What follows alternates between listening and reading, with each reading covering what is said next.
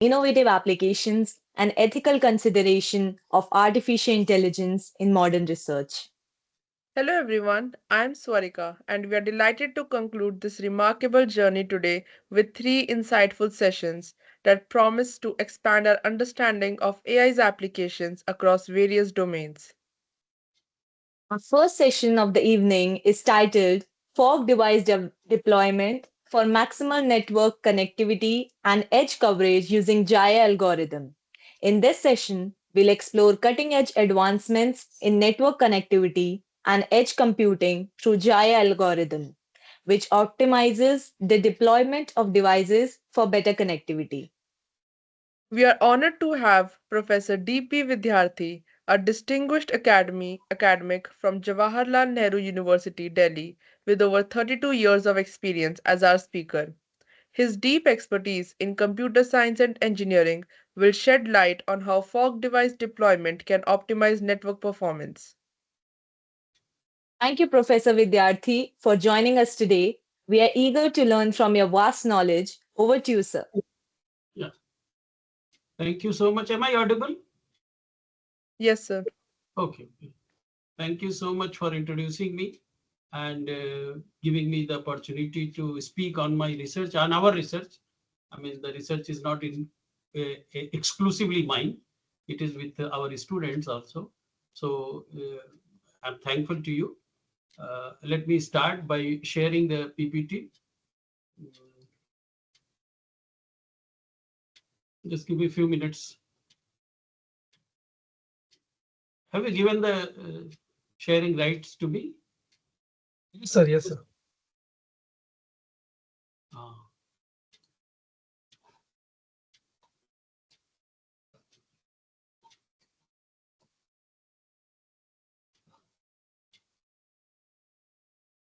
Is that visible to you?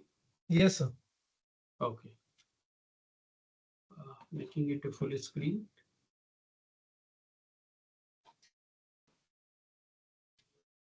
Now it's full screen visible, right? Yes, sir. Okay. So as stated, I'm going to speak on one of our work that has been published recently, which is on how to deploy the fog devices, right, for the processing of the jobs, mostly the IoT jobs. So we are discussing about the fog device deployment for maximal network connectivity, so that you can think of that we are trying to optimize the connectivity, network connectivity, and edge coverage. That is the how the different edge devices are being covered. Edge devices, IoT devices are being covered. And for this particular purpose, we do have applied the JI algorithm. So it is also a recently developed meta heuristic, which is gaining popularity all across the various domains. The J algorithm, which we have applied, right? So I'm going to talk on this particular work. This particular talk is based on this publication. If you look over this with the two of our students, Satvir and Ehtesham, and it has been published in Future Generation Computer System recently in the year 2024, right? So the entire discussion, entire talk is based on this particular paper, right? The contents that we'll be covering up is introducing you the fog integrated cloud computing, and obviously why we require the fog integrated cloud, followed by the J algorithm, a brief discussion over the J algorithm, and then why we do have applied the J algorithm for this. Certain assumptions that have been made, the problem formulation, the objectives that we do have covered, and then obviously making a brief illustration so that you can understand it well, how and what we are perceiving with this particular problem. Then the objective functions that we do have applied, the model that we proposed, and then obviously followed by some analysis of that particular model by analyzing the algorithm complexity wise as well as the experimental analysis of this particular one. So this is the line that we'll be following, starting with the fog integrated cloud. We all know about the cloud computing. Cloud has proliferated like anything, and most of our problems, most of our applications that we probably execute on your even on our mobile devices, obviously they have the support of the cloud. right? So cloud computing, we all are aware of that. I'll be discussing about the fog computing as well, and then an integrated environment of the fog integrated cloud, right? And why we require the fog integrated cloud? Because of the huge data generation by the IoT devices. I'm pretty sure that most of you are aware about the IoTs.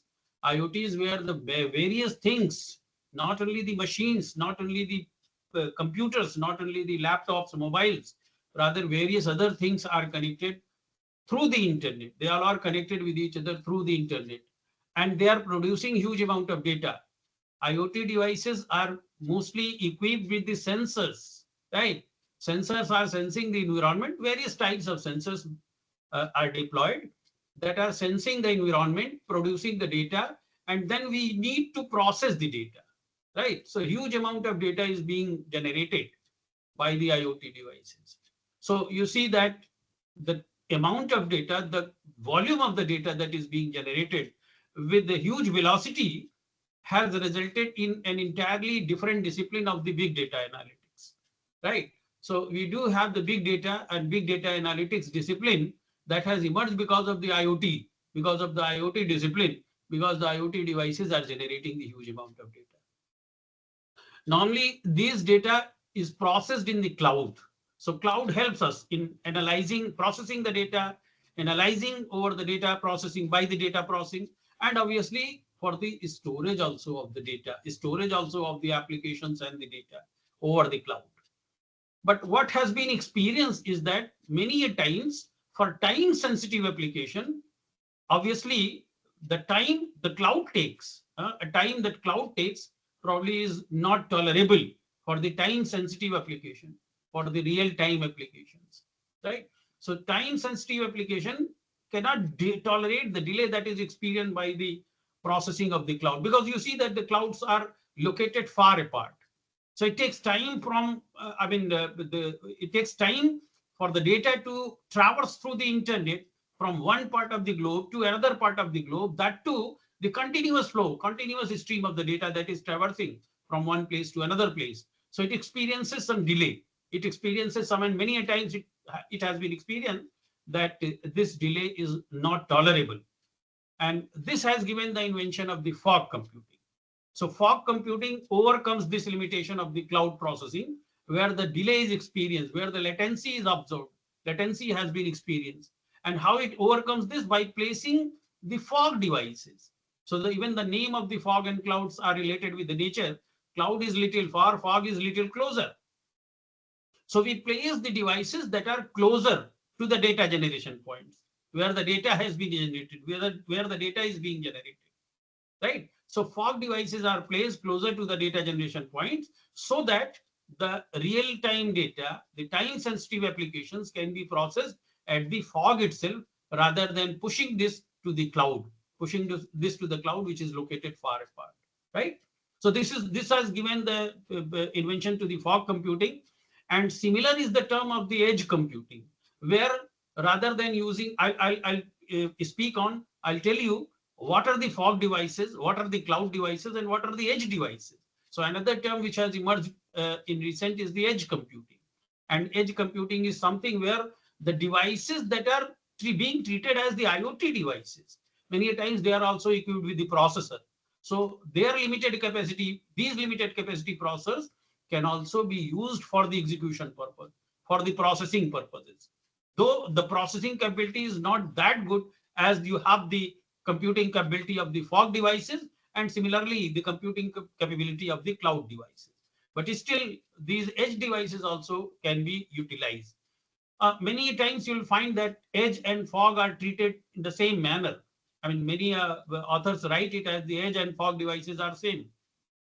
But as the researcher in the computer science and the cloud computing, fog computing, we do have to differentiate between the edge devices, the fog devices, and the cloud devices, right?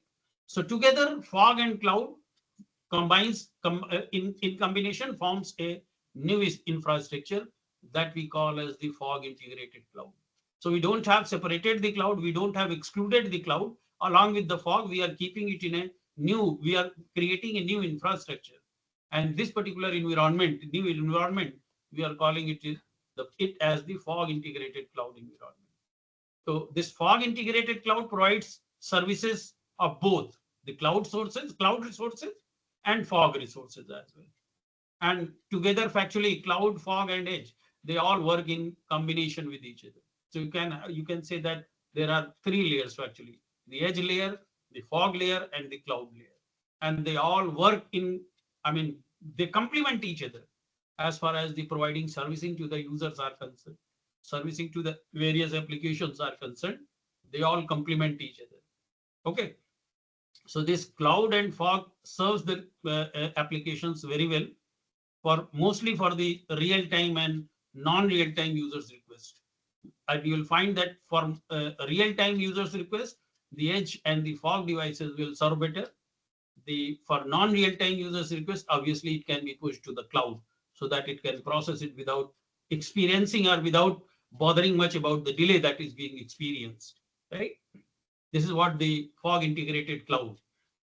If you look at this particular picture, you can differentiate now what we have explained, what we have discussed so far. You have the cloud infrastructure, you have the fog infrastructure, and at the bottom level, you have the user applications that you may call as the edge devices, that you may call as the IoT devices, because factually when we're telling that car, so it is not a standalone car, rather it is equipped with the devices. It is equipped with the devices that can connect with the internet, right?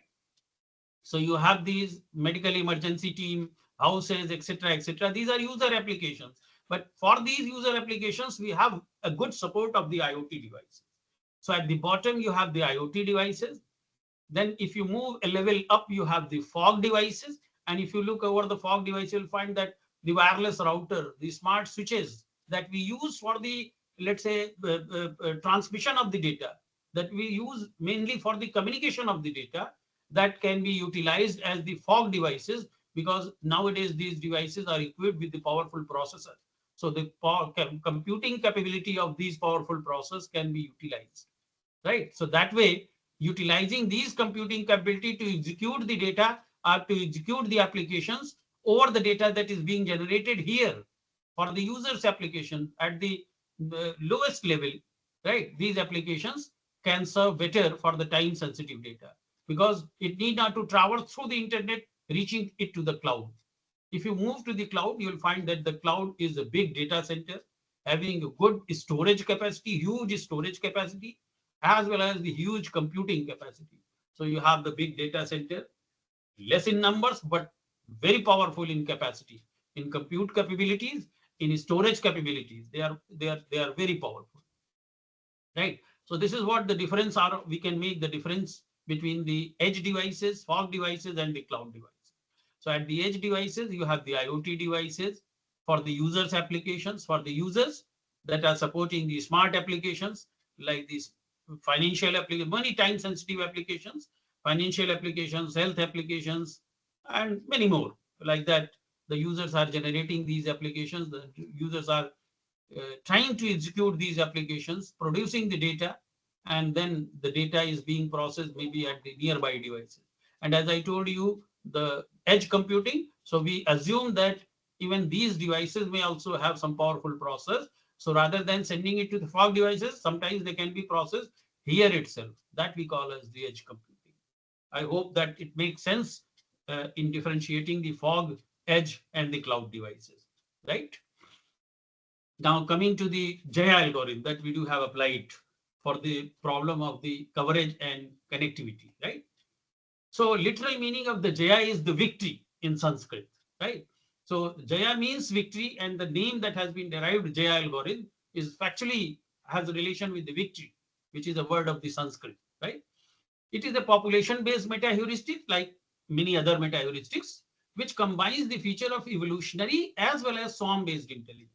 So you'll find when we'll discuss the details of the J algorithm, you'll find that it is factually the combination of the swarm-based intelligence. I'm pretty sure that you have some idea about the particle swarm optimization. So you'll find that it has a close resemblance with the particle swarm optimization, as well as the feature of the evolutionary algorithm, which is based on the survival of the fittest, right?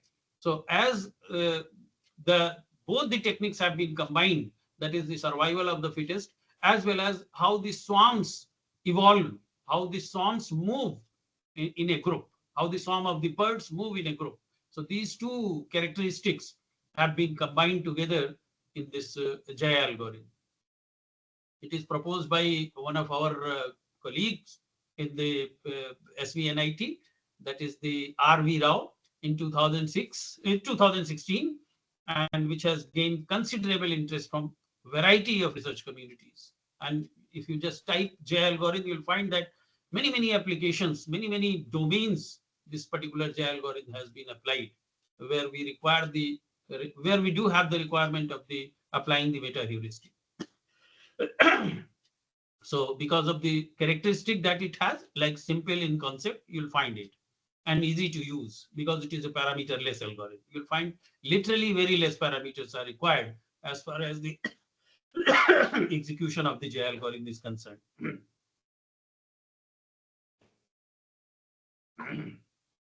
No derivative information in the initial search is required. And as I told you, it's a parameter-less algorithm. It is adaptable, flexible, and sound and complete algorithm. These are certain characteristics of the J algorithm that you can experience when you discuss the J algorithm. Therefore, J algorithm has been tremendously utilized for a plethora of optimization problems in varied domains. You can browse, you can Google and look into that how the J algorithm works and how the J algorithm has been applied in the different fields. Of course, we also utilize this particular algorithm for the problem that I'm going to discuss with you. So Jaya combines the benefits of optimal global solution of swarm intelligence with the survival of the fittest concept of the evolutionary. This meta heuristic is able to solve both constrained and unconstrained optimization. So it's very well applicable for both the constraint, if you have certain constraints also in optimizing a objective function, or even unconstrained optimization problem.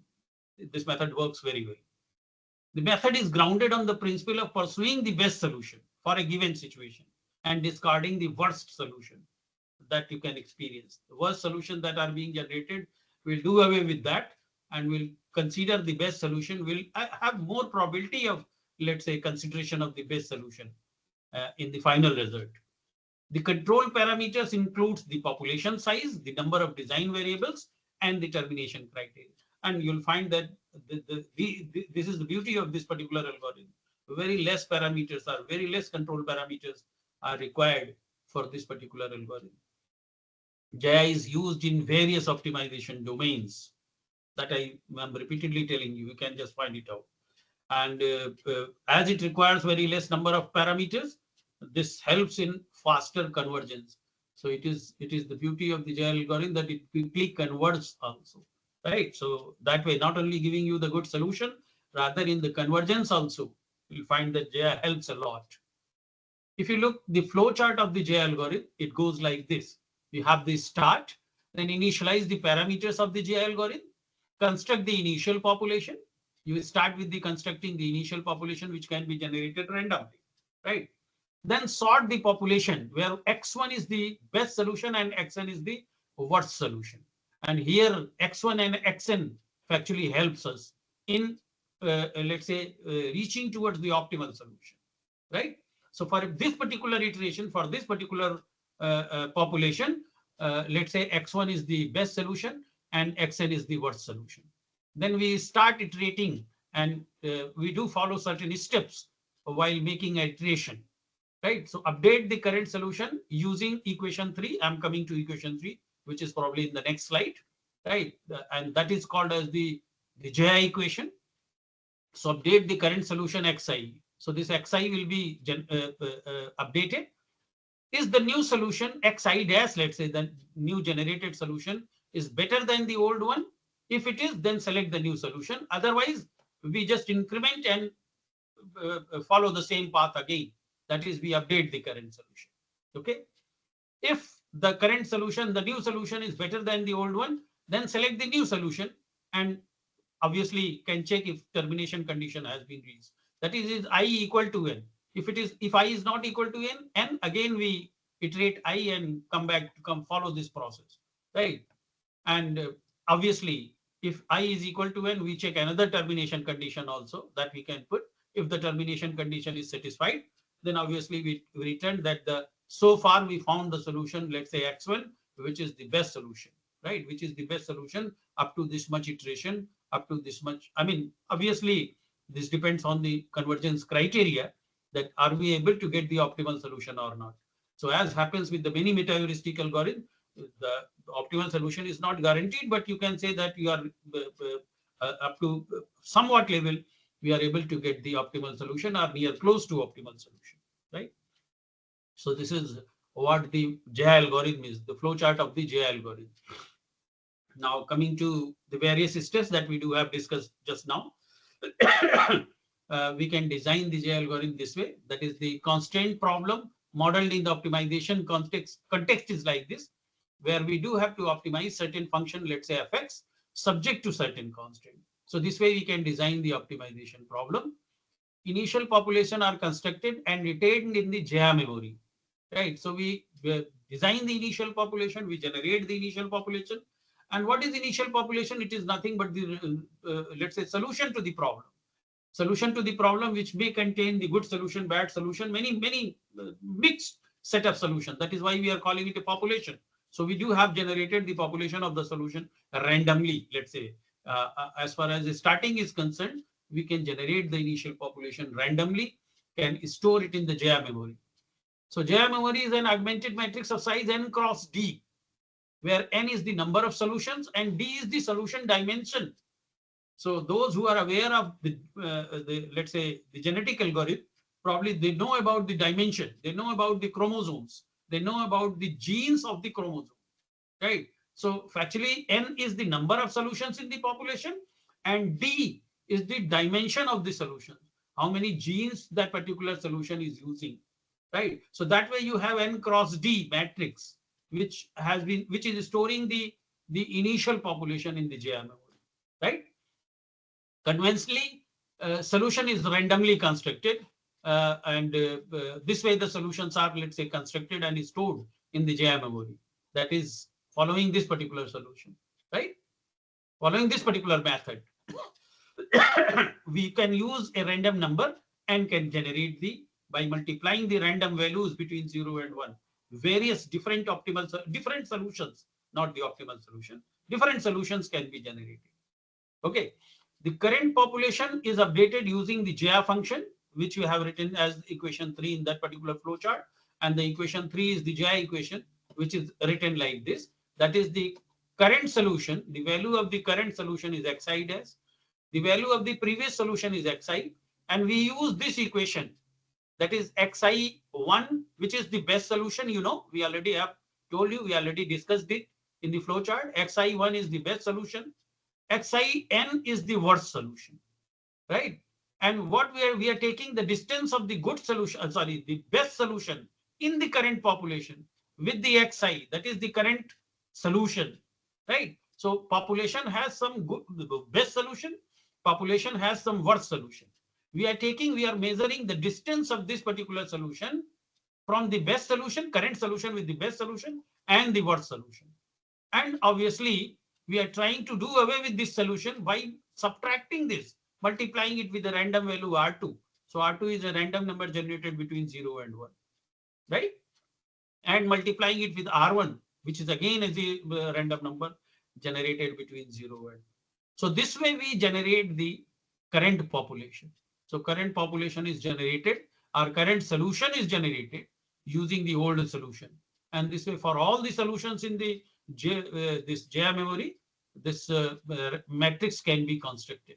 The JA memory can be constructed, right? I hope that you are getting the idea that I'm discussing. If you are not, then you can intervene in between, right? Are you able to understand? Hello?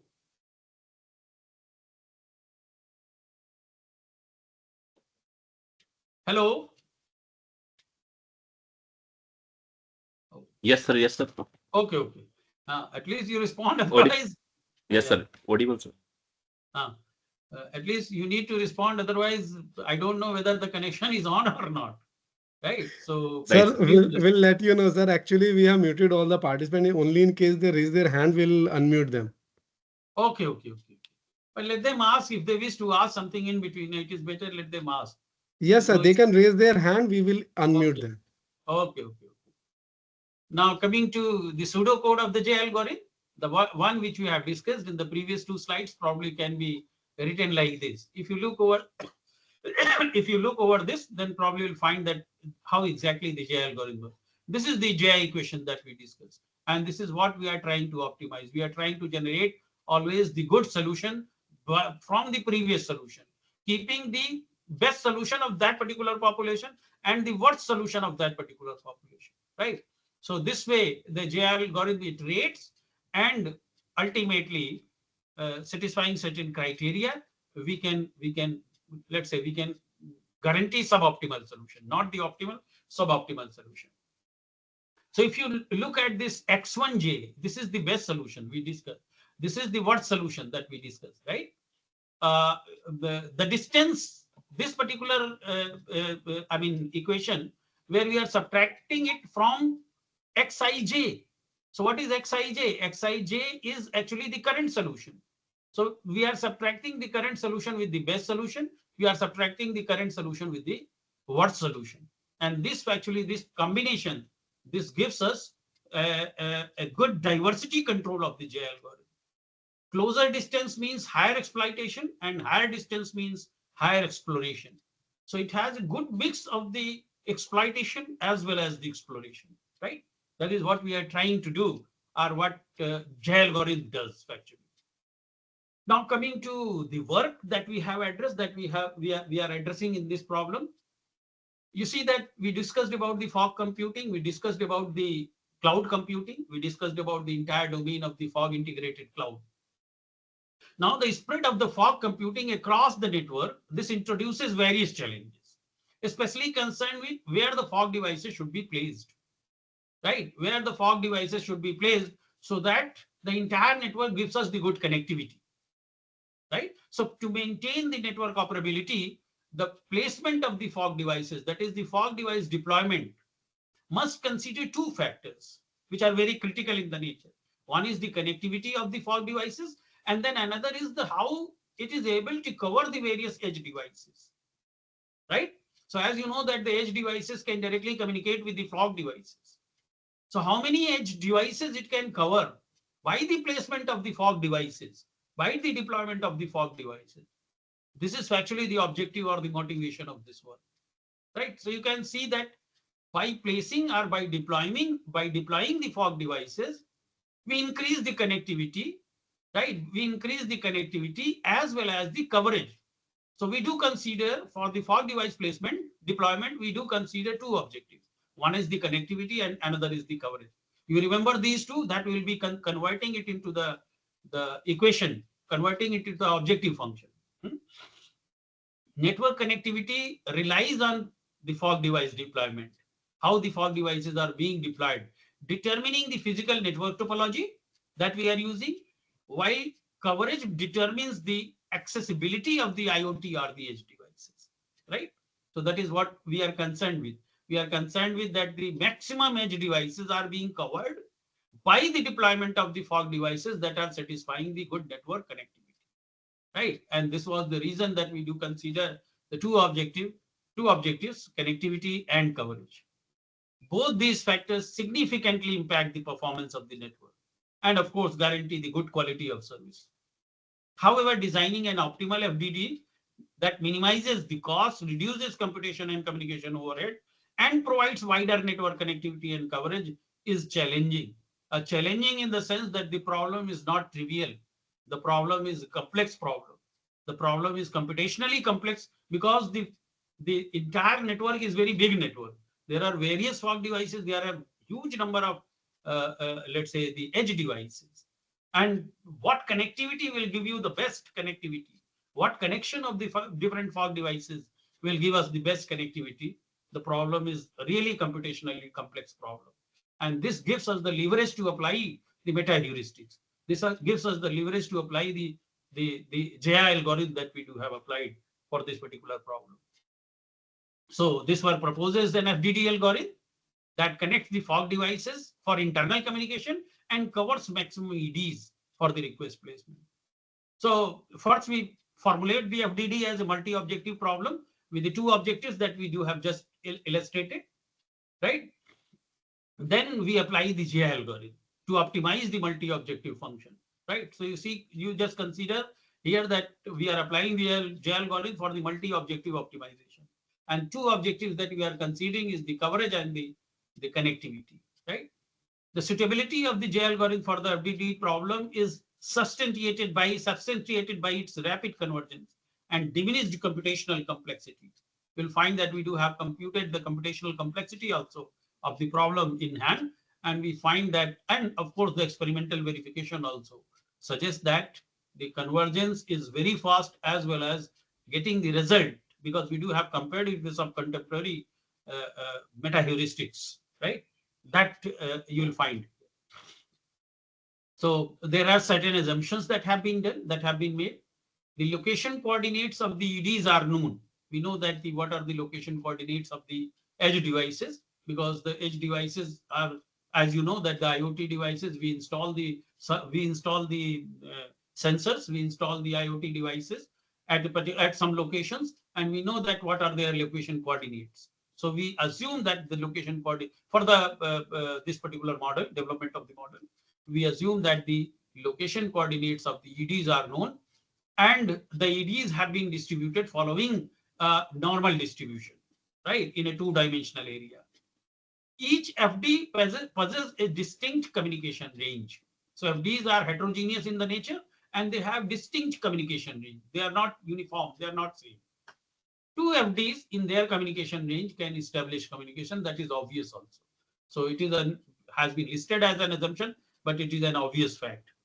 EDs communicate with other potential EDs through intermediate nodes, that is FDs. So communication of the EDs with EDs will be possible through the FDs. That is what the assumption is, as an ED can only connect with an FD. This is the assumptions that we do have made. Now, as far as the problem formulation is concerned, so consider a network with n number of FDs and m number of EDs. You remember here, we have considered n number of fog devices and m number of edge devices distributed in a two-dimensional deployment area, in an area of W into H, where the W is the width of the area and H is the height of the area, right? You can just say that it is the length and the width of the area that we have considered, that we are considering. F denote the set of FDs and U represent the set of EDs. So this two notation also is important. F is the FDs, set of FDs, and U is the set of EDs. Each ED which belongs to U is located uniformly in the W into H deployment area, right?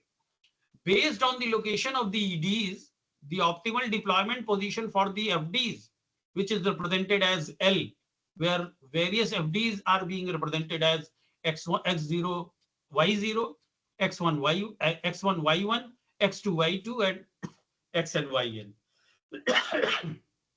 Right?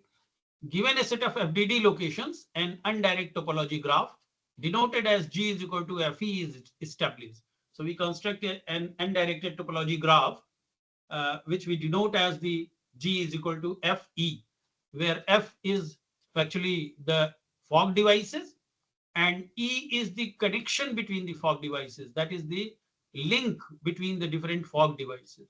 So a connection EI, which belongs to E between the two fog devices, exist exclusively when they fall within the communication range of each other. So obviously we establish, or we create a link between the two fog devices if the two fog devices fall in the communication range of each other. That is being represented as the edge in the graph. G is equal to FE, right? And ED is covered by an FD if and only if it lies within the communication range, which is obvious, as I told you. So covering means that if ED is lying within the communication range. Thus, graph G might lack connectivity and may comprise multiple connected components. So as obvious, I mean, you can start with where the graph is lacking the connectivity and then can apply this method where the connectivity is maximized, right? So you can say that initially the graph is least connected and having the multiple connected components. These connected components are represented as, let's say, G0, Z1, and so on up to GH in the graph. Uh, Combining these, you will get the entire graph, and taking the intersection of the two graphs, you get null. So these connected components are isolated in network, that you can assume, right? In order to enhance the FD's network connectivity, the goal is to maximize the magnitude of the largest connected component that you'll feel. And probably I have a figure also illustrating this connectivity and the coverage, right? Now, as we discussed, there are two objectives for this particular model that we do have considered. One is the fog device connectivity, and another is the edge device coverage. Let us see what the fog device connectivity is. So an FD connectivity represented as FG is represented by the size of the largest connected component in the graph, right? It indicates the maximum number of FDs connected through communication links, which can be represented as max GI. So maximum number of components of the graph that, let's say, that if you are able to generate, that we call as the FD connectivity, right? This is what the meaning, what we mean by the FD connectivity. It will become more clear in the next slide maybe. And we represent the ED coverage using UG, which is determined by the total count of EDs within the communication range of the FD. So within communication range of FG, how many EDs are lying? That actually denotes the coverage of the edge devices. I hope that you are able to understand this. So fog connectivity, FD connectivity is the maximum components in the graph, maximum number of components formed by the FDs in the graph is the fog device connectivity. And the maximum edge devices covered by this connected component, which are lying in the communication range of these FDs, that we call as the ED coverage. So ED coverage represented as UG is actually the sum of the CIs, where CI is equal to 1 if the ED is covered, and 0 if it is not connected, it is equal to 0. So we take, obviously you'll find that this is giving you how many EDs are being covered. So UG actually gives us, the edge device coverage gives us how many edge devices are being covered by the fog devices or by the FD connectivity. Okay, I hope that you are getting this, right? Are you able to understand? Yeah, please. If any question, any doubt, anybody, please raise your hand. I mean, we will unmute you. No question. So then No let me question. continue. I'm not sure if they are able to understand it or not. If they understand it a bit also, na? If you go through the paper, they can understand it better, in a much better manner. Let us see how they, let us see at the end what they respond, right? Let us continue. If you look at this particular illustration, right, what we mean by the fog device connectivity and the edge coverage. Okay, you look at this particular graph. This is a graph generated, it's a network graph. G is equal to VE, what we discussed, right? Here you see that the largest connected component is this, where 1, 2, 3, 4, 5 fog devices are connected, right? So this gray color box or the circle is actually the fog devices, and this green color is actually the edge devices. So these fog devices are able to cover, let's say, 3 edge devices, right? And these fog devices are connected with each other this way. Okay, these edge devices which are represented in red colors, they are actually, I mean, this particular network is not able to cover these edge devices. So they have been left out, right? So what we mean by FG is the maximum number of the fog devices that are lying in one component. And you will find that this is the biggest component, which is having the 5 fog devices, right? Which is having the 5 fog devices. So that is what we are telling, that the Fg is equal to 5. And obviously Ug is equal to 54. I'm not sure that how many, edge devices we started with. Total edge devices are, if you count all these green as well as the red. But out of this, few have been left out. How many have been covered is actually the UG. How many has been covered? And for this graph, the UG is 54. Right? So this graph when we do have not applied the algorithm. After applying the algorithm and trying to optimize the FG and UG, the graph becomes like this. And here you will find that a particular component is, the fog devices in this component has increased from 5 to 7. Now you have 3, 3, 6 and 1, 7. So the number of fog devices has increased now to 7 in one component. And the number of UGs that are being covered are also increased from 54 to 60. We do not guarantee that this is the optimal solution or this is the maximal coverage and connectivity which it can provide. But obviously, we are able to cover the maximum as far as possible number of edge devices by generating this type of connectivity. So obviously, this particular model or this particular problem that we are handling is to increase the FG. Just wait.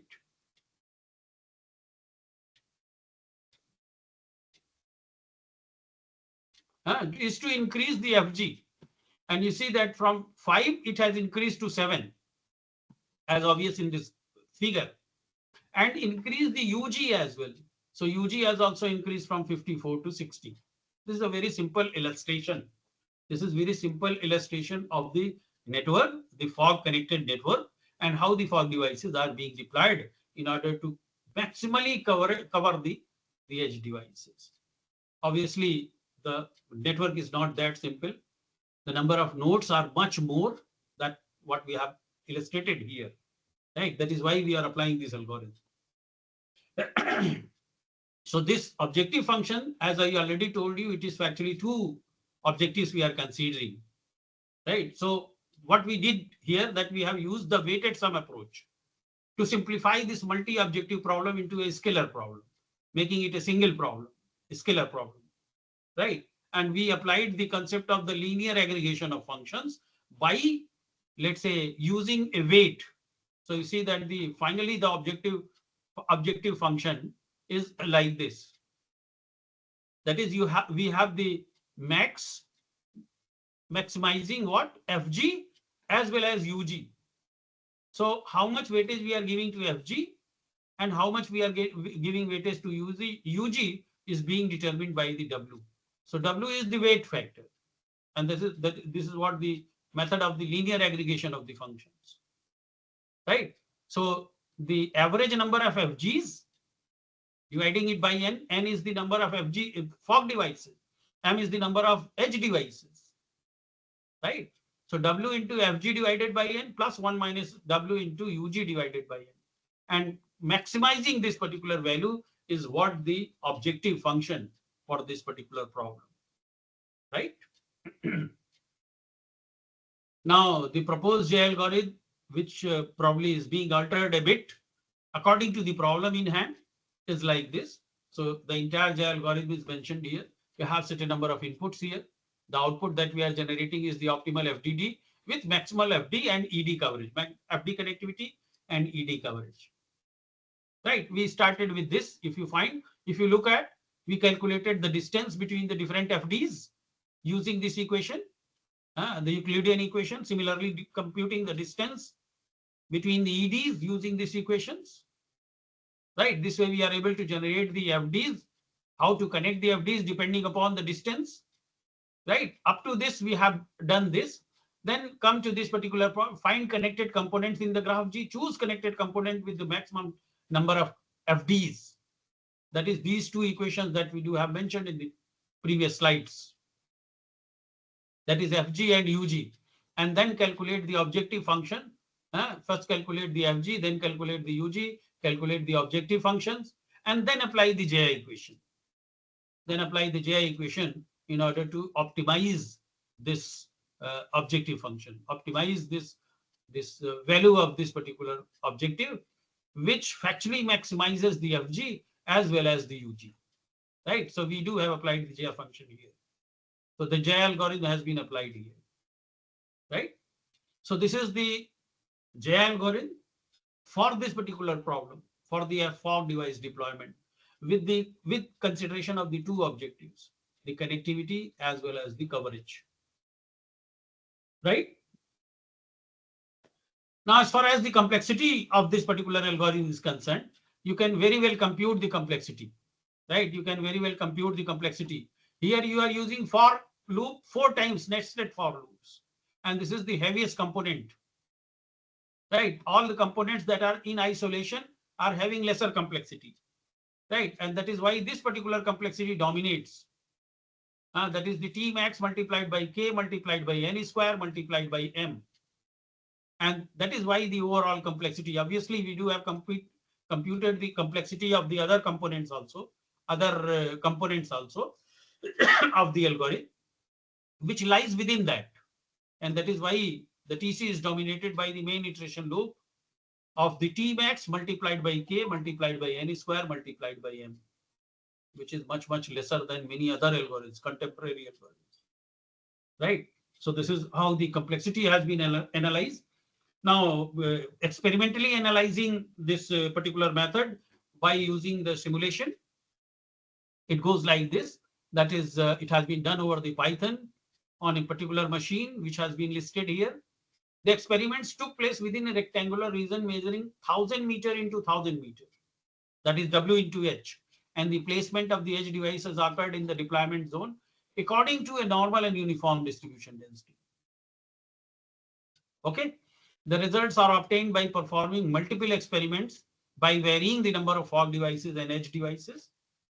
And obviously, in order to see the repercussions, how this particular algorithm performs, a comparative analysis has also been done with the three existing meta heuristics, which resembles closely with the J algorithm. That is, we did perform the comparative study with the accelerated particle swarm optimization, with the linearly decreasing weight particle swarm optimization, another variant of the PSO, and obviously with the marine predator algorithm, that is MPE. Right? So these three algorithms also we do have considered for the comparative analysis. And reason for considering these three algorithms are there because they closely resemble the method that we do have applied, with a little variant in the PSO and of course the marine predator algorithm.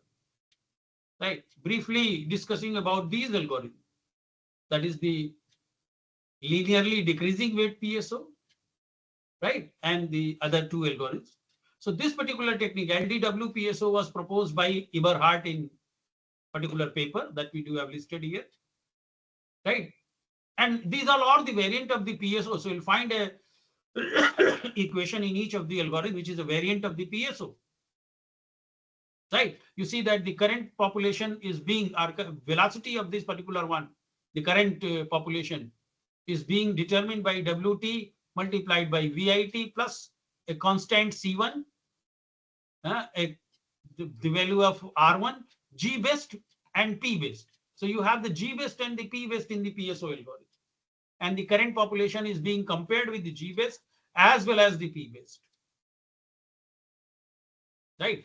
The inertia weight W, which has been used here, which is the addition in the PSO algorithm, is accompanied by the positive constant C1 and C2, which serve as the cognitive and social parameters, as happens in the PSO algorithm.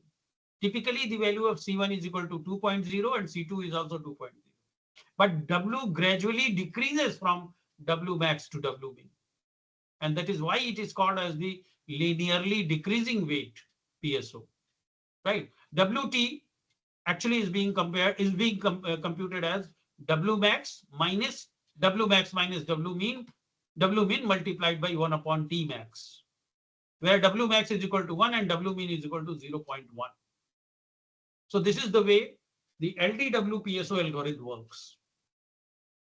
So you'll find that the resemblance is similar to the method, the J algorithm that we have used.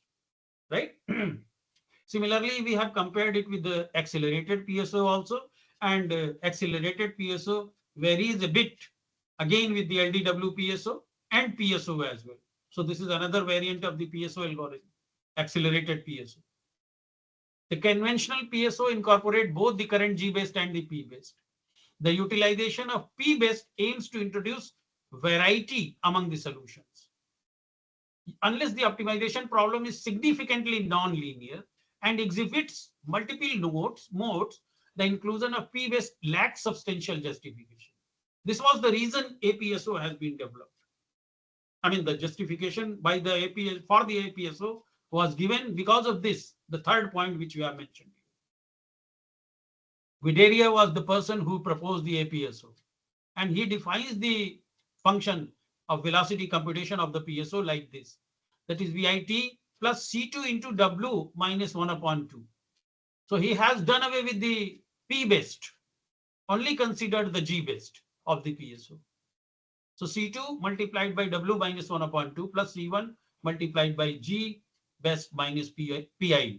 That is the current population, where omega is a random variable between 0 and 1. Right? This omega which has been introduced. Accordingly, the velocity vector can be represented like this. That is VIT plus 1 is VIT plus C1 into G base minus 1 plus C2 into W. Okay. So this is about the APSO. And similarly, the third algorithm, which is a marine predator algorithm. I did not listed the entire algorithm here, rather just given you a view, an overview of this particular algorithm. This is inspired by the marine predator, right? That is how the predators looks over the prey and how they capture them. So inspiration of the MPA has been derived from the intricate foraging behavior implied by the ocean predators, particularly by their utilization of the Levy and Brownian motions, and optimal encounter rate policy in the interaction between the predators and prey. So this algorithm was proposed by Farmarazi, which has been given in this 26 number of the references here, right? So this is guided by the movement patterns of the predators. So this predators has been considered as the FDs in this particular one, right? And the MPA optimization process is divided into three distinct stages. I did not mention all these stages, distinct stages here in this particular talk, and details may be referred in this for this particular algorithm in the paper that we do have published, or in general you can look for the three variants, three distinct stages of the marine predator algorithm, right? Now coming to the experimental evaluation of our model and making a comparative study, sort of comparative study, let us see what we do have considered. We have considered some network parameter values like number of FDs are varying between 10 to 100. Number of EDs are varying between 50 to 275. Communication range that we do have considered lies between 60 to 240 meters of the FDs. The deployment area that we do have considered is 1000 into 1000 meter is square, obviously. The other parameter values for the comparative analysis, that is LDW PSO, APSO, and J algorithms are like this, that you can very well browse through. The population size is 30, number of iterations 100, the value of W which has been used are 0.5. Similarly, for the PSO, LDW PSO, APSO, specific to those algorithms, the parameters are like this. Okay.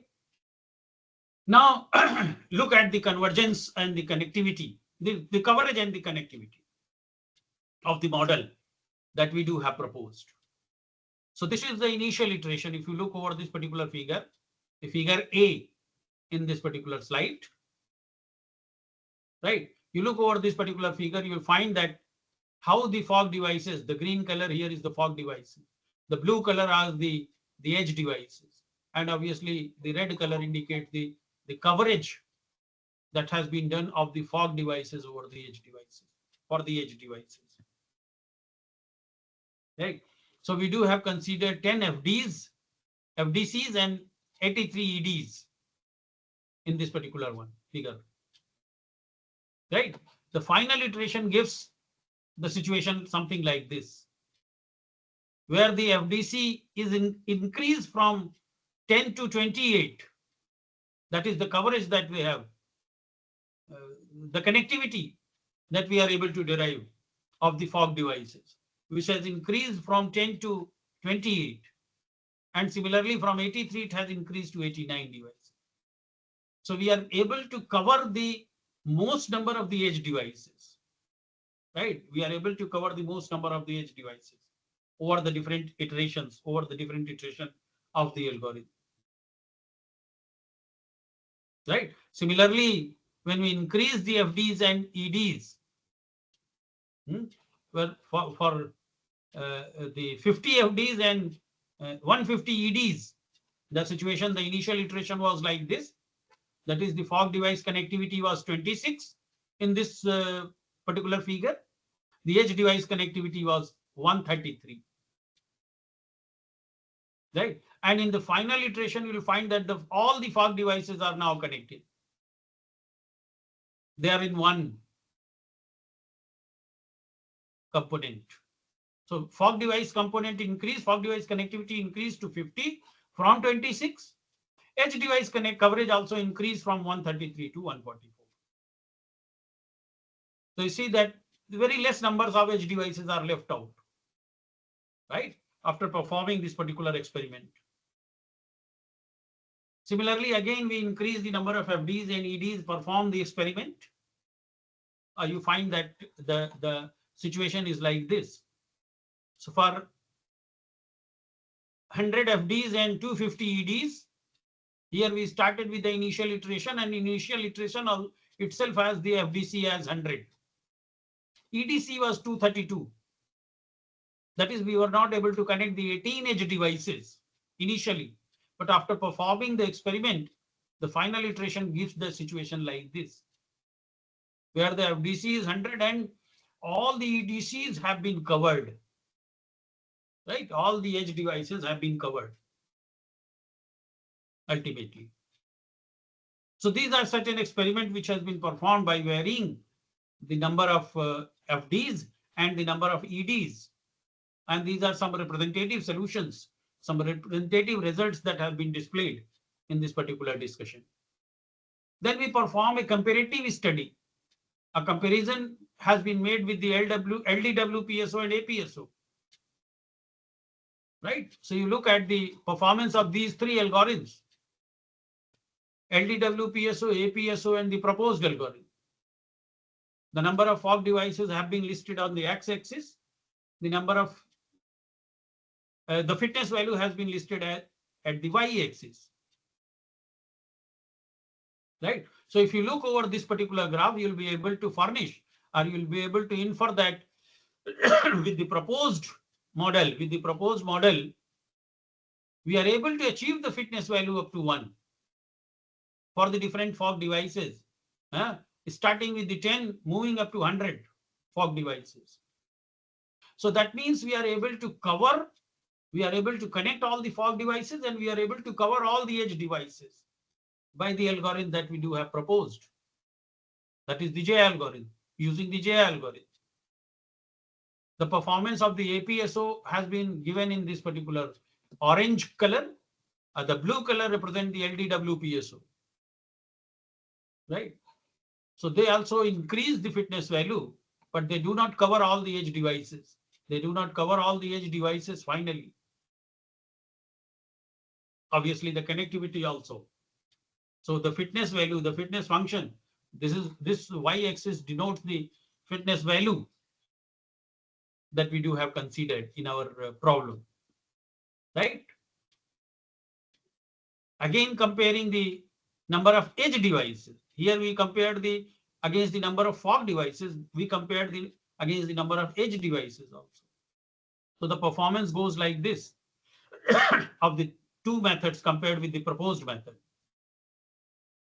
With the proposed methods, we are able to achieve the fitness values for the different number of edge devices like this. As obvious, it is a heuristic, it is a using a meta heuristic. So sometimes even the optimal value decreases also. The fitness value decreases also. right? So it means either you do have to perform the experiment up to more number of iteration, or we do have to be pacify ourselves with the result that has been generated, right? So this is the result that we obtain with the LDW PSO and compared to LDW PSO and APSO. So you'll find that APSO and LDW PSO, they are comparable with each other, but they are not at all comparable with the proposed method, which has been developed using JA method, right? So this is the performance of the JA algorithm. For the 275 number of edge devices, we perform the experiment up to 275 edge devices, right? This is the comparison with the MPA, marine predator algorithm. So as you might have noticed, the MPA is little different than the PSO. It is a marine predator algorithm. So it is a bit different than the PSO algorithm. So that is why we do have considered it exclusively with the proposed method. Against the number of fog devices as well as the number of edge devices. Right? So against the number of fog devices, the performance is like this. The proposed method represented in orange color is able to achieve the complete fitness value. That is, the fitness value is equal to 1. Right? The fitness value is equal to 1 for this particular algorithm, the proposed algorithm. For MPA also it increases and reaches to 1 for the increasing number of devices, the fog devices. So then we can conclude that the MPA performs better than the two variants of the PSO that we do have considered. Right? MPA performs better because on increasing the number of fog devices, the performance of MPA and the performance of the proposed algorithm, it moves neck to neck. It goes neck to neck. Right? As far as considering the edge devices are concerned, if you consider the increasing number of edge devices, the performance of the MPA is not as good as the proposed method. As you look over this blue color figure, right? The performance of MPA, it goes like this.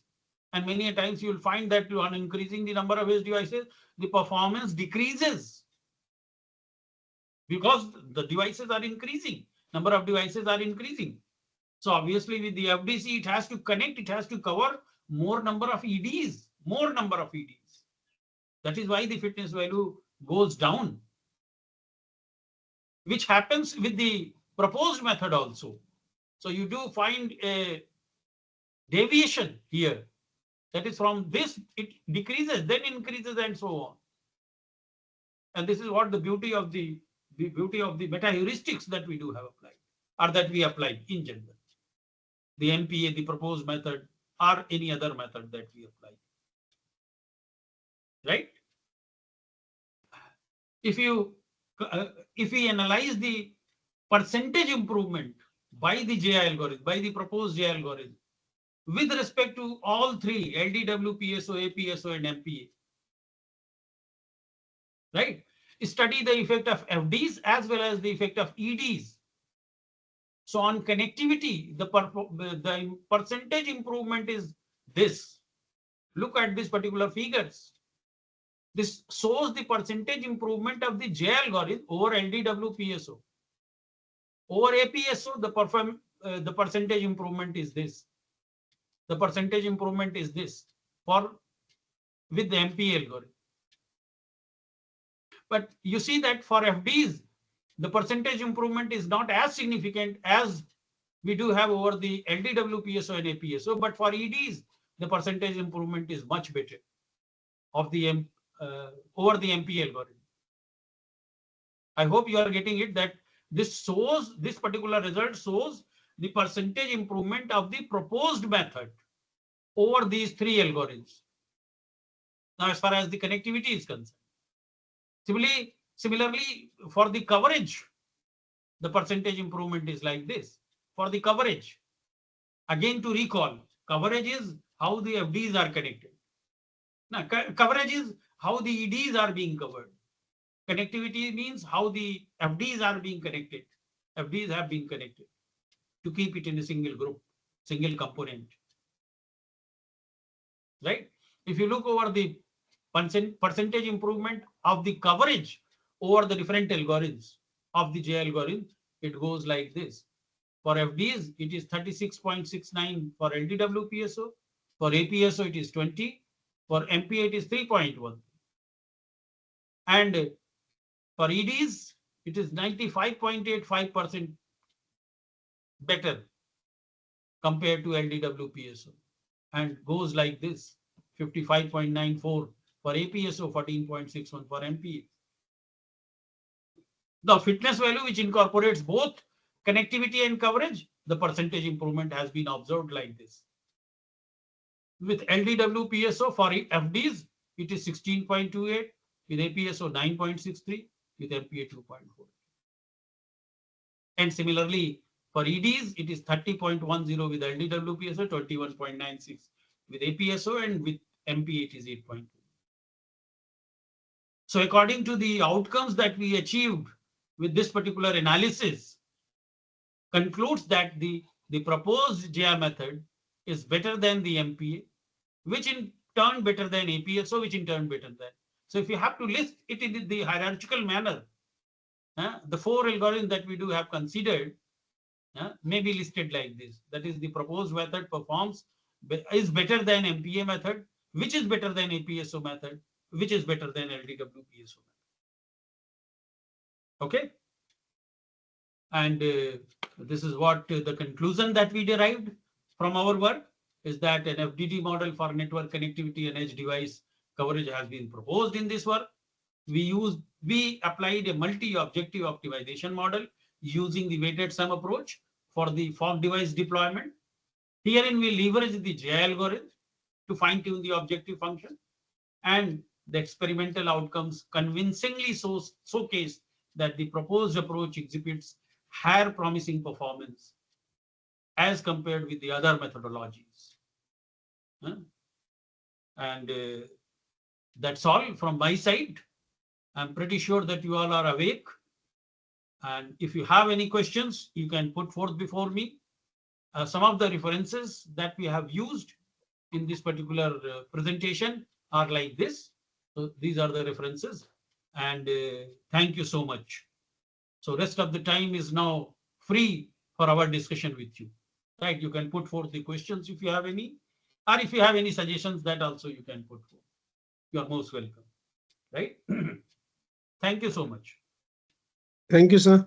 I mean, all the participants, if they have any doubt, any query, any suggestion, any discussion point, please raise your hand. We'll unmute you for the further discussion.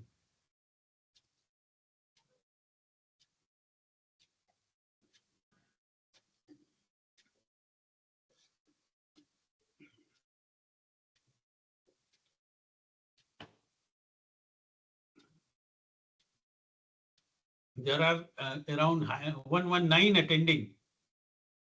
Yes, sir. I mean, there are people from different domains also. I mean, they are not from, yes. So, sir, I have one. Huh? Right, sir. I mean, there are different sessions, so probably there are few maybe belonging to them. So in general, in this FDP, we have 13 sessions. Right. So Sir, this particular talk or this discussion becomes very specific to the persons that actually knows about the computer science discipline and the recent the areas of the computer science research, like the cloud computing, fog computing, IoTs, etc., etc. So for them, but I think out of 119, there might be at least 30 participants, isn't it? yes, definitely, sir. I mean, more than 30 in Norway. I mean, there are more than Belonging to 30. this particular area. Why Right. don't they put forth the questions? If you have any questions, please come forward. Or if you have any suggestion also, that may give an insight to me for deploying or developing a new model. Probably in the context of our theme, sir, I mean, how we are going to adjust ourselves employing these AI algorithms in addition to this meta-heuristic approaches. Do they pose any challenge to us? No, this meta heuristics are also AI based approach. At least I mean, this particular discussion fits into your theme where you have written artificial intelligence in modern research. So this is the right, AI technique. The heuristics and meta heuristics are the AI techniques that we are using in modern research, right? right, sir. Probably what we consider nowadays with artificial intelligence is the machine learning, Right, sir. right? So we do consider it as the machine learning and then discuss that whether machine learning, by incorporating the machine learning in our day-to-day life, will it make us, or will it have the ethical consideration or not? Will it make the machine more sensible than human are? Probably that is very difficult to say. I mean, you cannot say also that it is not possible that the type of cognition that we are incorporating in the machine, right? The cognition that we are incorporating in the machine probably may reach to that particular level where the machines become much intelligent. They have the sentiments also, let's say. If we can incorporate the sentiments, so far we don't foresee that machines are having the sentiments, isn't it? Right, sir. Probably there is one more thing associated with them. Once we are talking about these fog devices or even talking about these concept of IoT and all. So, like, I mean, in previous sessions also, we are more keen about looking into the privacy aspect. Hmm. So, I mean, despite going and length and breadth in the algorithms that are being developed under machine learning, we still have not reached to a level where we can actually mitigate those challenges.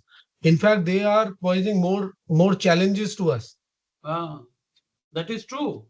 And that is why we do have the scope of working also. No? You see that secure, not only the security, privacy is also a very good, very keen concern. Whether the machines will be able to penetrate our day-to-day working, day-to-day life or not, that we can observe also many times. Google knows everything what we do, isn't it? You get the timeline, you are here, you are here, you are here, you are. I mean, this is just a simple example, right? But the way it is coming up, you never know. And that is where lies the good scope of security and privacy as well. So both the privacy and security are very important as far as this entire domain is concerned. IoT, cloud, whatever you say, fog computing, whatever you say, machine learning, security and privacy are very important domain, very important area which one has to look into constantly. It is not that you develop a security algorithm today, tomorrow it may be breezed also. So this is where you have the possibility of constantly looking into the security methods, deploying the security methods, the privacy analysis, privacy algorithm, etc., etc. Right? There are some hands which has been raised. If they wish to ask something, they can. So, I mean, Vinodji, you are unmuted. You can actually unmute yourself.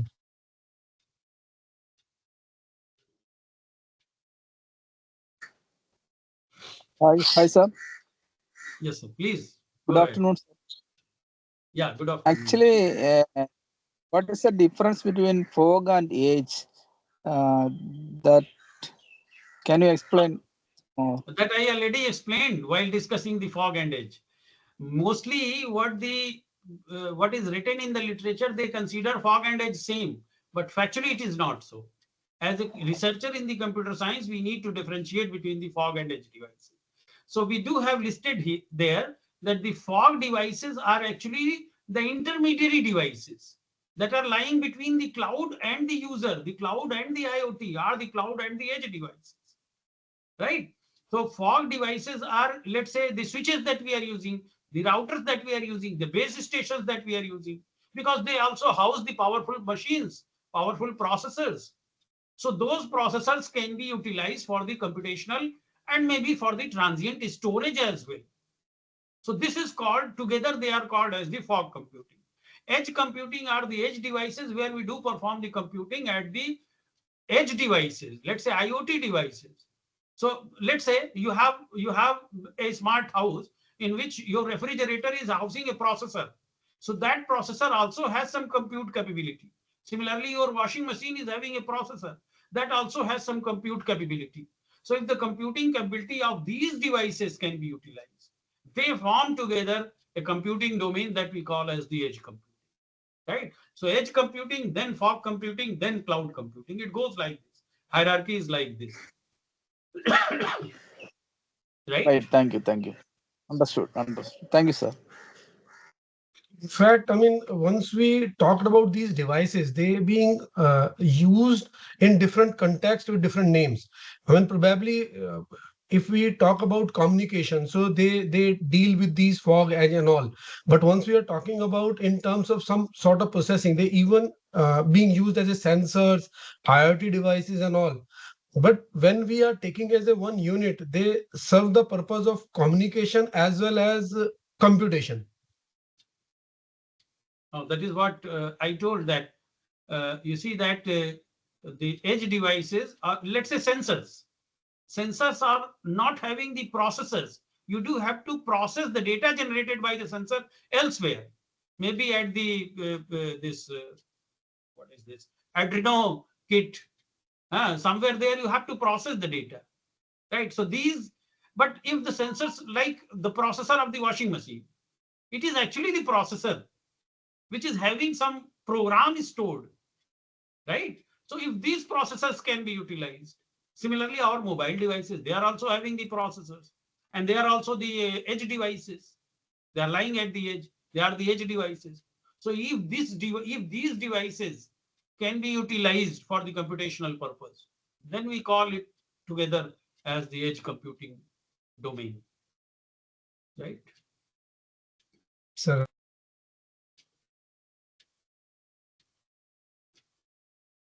any other question, any participant? I mean, pertaining to meta heuristic, I mean, there are so many domains which are actually being covered. So, of the interest that is being there, if you have any question, you may raise. I mean, pertaining to IoT, then the fog, edge, even meta heuristic algorithms, and there are so much which actually be merged in this one presentation to the interest of the participants. If they have used or they wish to use these algorithms to their own work, it would be very handy.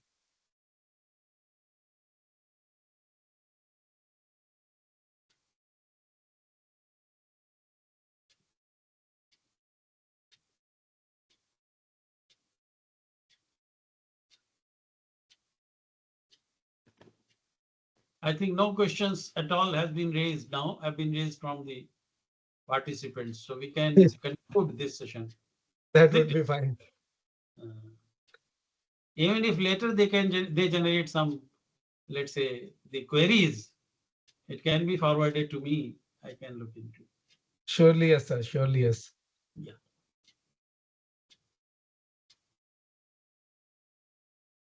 Okay. Thank you, Professor Vidyarthi, for the enlightening session. Thank you so much. Okay. So should I leave now with your permission? You may, sir. Please. Thank you, sir. Thank you for the session. Thank you so much for inviting me, and thank you all the audience of this particular session. If they able to understand, if the 25% are able to understand, I shall be thankful. I shall be grateful to them. So thank you so much for your hearing patience as well. Right, 1 hour and 10 minutes you have tolerated me. Thank you so much. Yes, sir. Okay.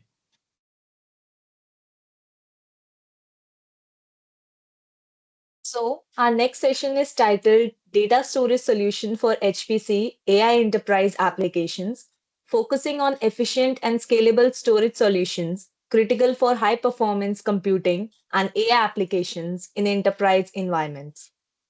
We are delighted to welcome Mr. Pankaj Sharma, Senior Solution Engineer at NetApp India, with 16 years of professional experience as our speaker. Mr. Sharma's expertise in high performance computing and AI data solutions promises an engaging and informative session. Thank you, Mr. Sharma, for being with us today. We look forward to your insights. Over to you, sir.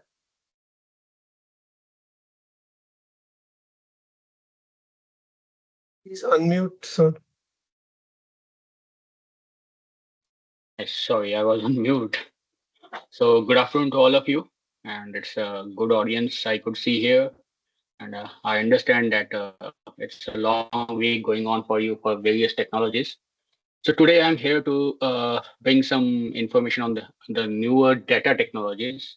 Like you must have learned in during the various sessions about the different software, different computational technologies. So today we will learn few things what is happening in the industry around the data, how to manage, how to store the data, what are the challenges we have in data, and most of the how the journey of AI started from the infrastructure side. So many of us see the AI in today world with the help of the application. Like we could see lot many application on our mobile, lot many application available on the cloud for various things and various features.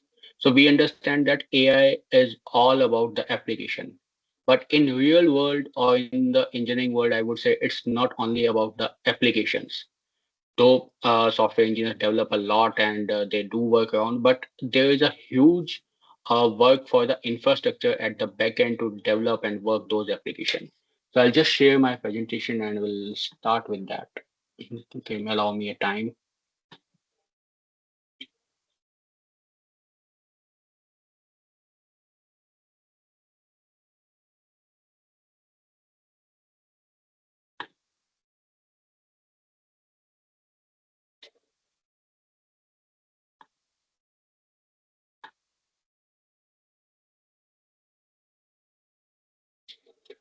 So I hope my slides are visible and I'm audible to all.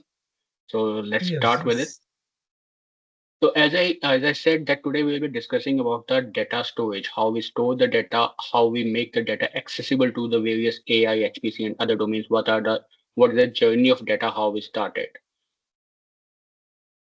So if we say about the AI opportunity in the world or in the real world, we say every the statistics which I am bringing on this slide from the Forrester, you can see that every organization, every person is being affected by the AI.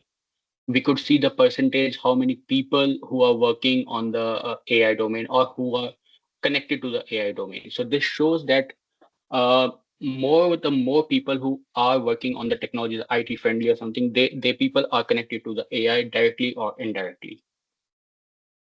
So if we see the organization or the industry where the AI being used, though as I said in my first slide, that AI being used in each and every domain, right from the lowest domain of the marketing or you can say the supply chain to the top IT world. But the product operations, marketing, productivity, customer support, e-commerce, each and every industry is being using the AI in their domain to benefit their business. Now, have we ever analyzed like why the AI being a challenge and why it took so much time for us to develop or reach the AI? Or what is the biggest challenge in the AI? The biggest challenge in the AI world or AI domain is the data access.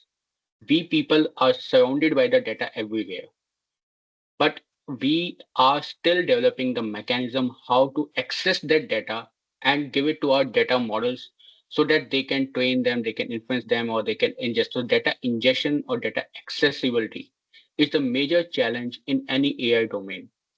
85% of our AI projects fail just because we have the data, we have the data models, but we could not connect the data to the AI model rightly, and we could not ingest the data access rightly at the right performance level. So that fails our data models. So today we will try to understand these challenges and how to overcome those. So if I say the journey of data, how it starts, as I said, we are surrounded by data. What I personally believe, like if we relate it to our solar system, then I call data as the sun, and every technology is moving towards around the data, whether it is computation, AI, HPC, non-HPC, logistics, anything. Everywhere we have abundant of data. Data could be in form of written files, written papers. If we see the historic period, then also we were having the data in forms of books, scriptures, in form of paintings. That was all the data which our ancestors were trying to give us. At that time, the problem was there that we have to reach to the data, like we have to read the books, we have to see the sculptures to get the knowledge. Today's world, what the technology is doing, they are providing that data, that knowledge, that information to you by sitting at your home through the Google or somewhere else. but the data is being surrounded everywhere in the world. So we are surrounded by data. So when we engineers were aware, or the researchers were aware that we are surrounded by data, the first challenge was for them to compute that data. Suppose if we have certain information that this data has certain intelligence, and this could give me some knowledge or some results which I could bring in the real use in the real world. But how to compute that? I'll connect it to the real world in this. We people are seeing weather forecasting, like the weather predictions are coming up. Is predicting daily weather or something. For us, it is a very simple that we say and see the side in the morning, and we say today is a fog, today is a sunny day, today it will rain. But at the back end, it requires the petabytes of the data computation to give you that prediction. It took at least a 3 to 4 days for a weather prediction model to run on that data, and then the results are being coming to us. So there the journey of data starts with the HPC. So first, the challenge for the engineers was to how to compute the data, not to analyze what we are seeing in the data, not to store, but how to compute, because the computational technologies were weak at that time. Then when we learned how the computation of data can be done, then we started the journey towards the big data or the Hadoop. So how these are, I'm just trying to relate that how we reach to the AI world. So in the big data, what we said that now we have learned the computation, we have the data availability. Now we started making the analysis of it. So we will go through these technology one by one in detail in upcoming slides. Then the journey of AI started when we learned how to compute the data, when we learned how to analyze the data, how to store the data, how to make access the data to the compute. Then we start building the AI models, because AI model is a big pipeline where it starts from the ingestion to the inferencing at the last. And there are so many steps and data has to be processed. So we learned the technologies and then we started building the AI models. So let's first begin and learn few things about the HPC, high performance computing, why we require, how it started. So HPC, if I define basically what it is a computational technology where we have to increase the computation. I'll relate it in a very simple way. Suppose if a algebra is some question in algebra is there, or some algorithm is there, we have to solve that. What we do, we divided it to like plus minus multiplication, we divide it into different, and then we calculate the mathematical result at the end. So that's how the HPC is actually.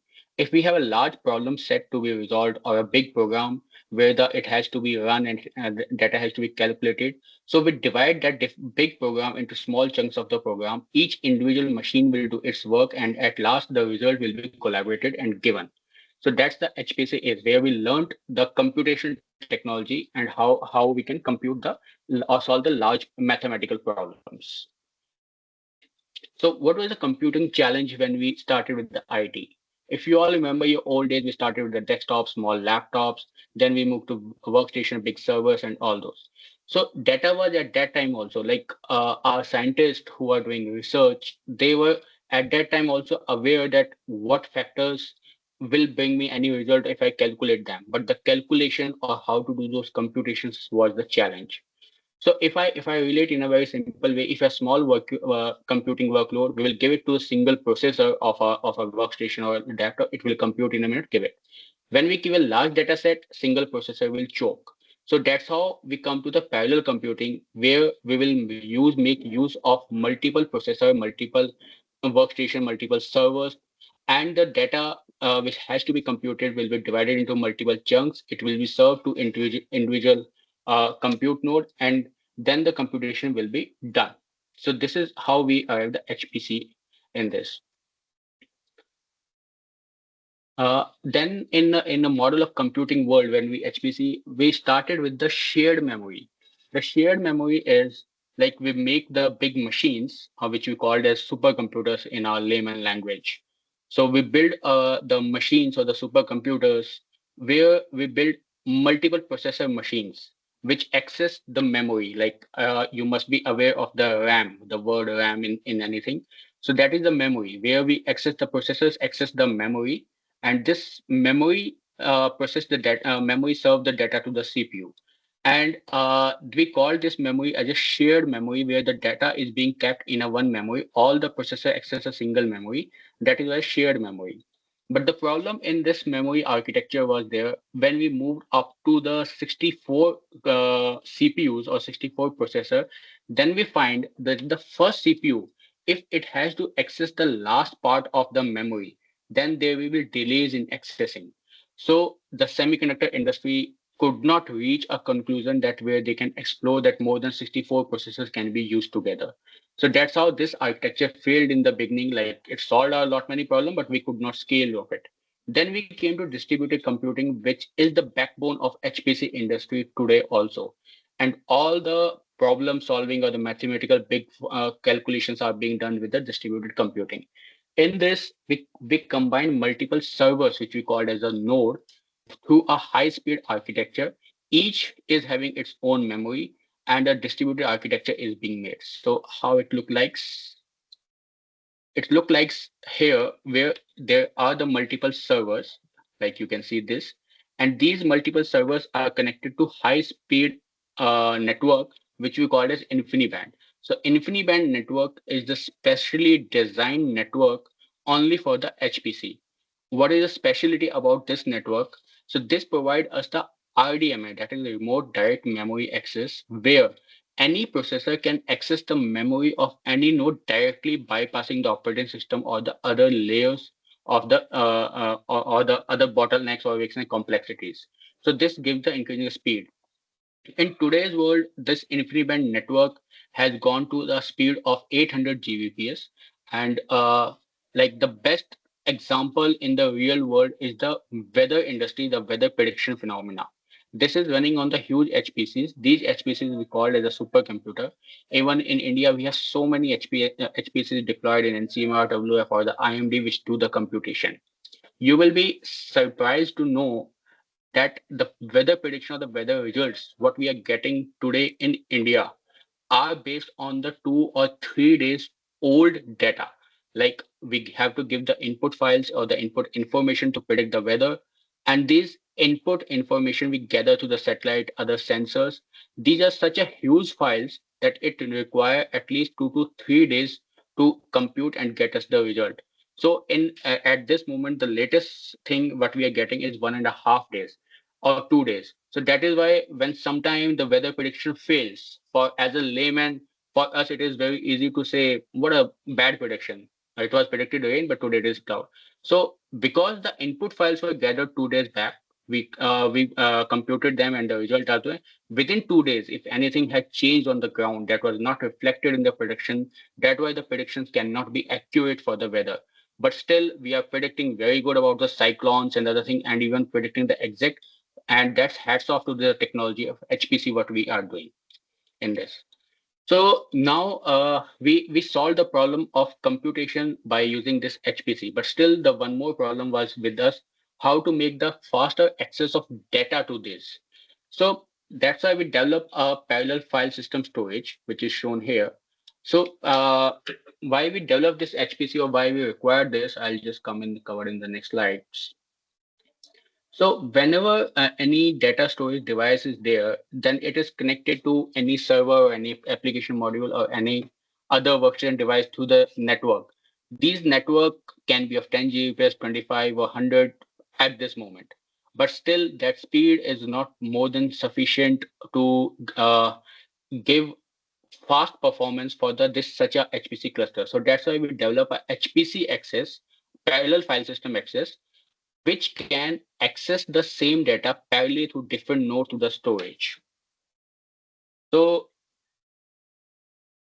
how the workflow for this happens?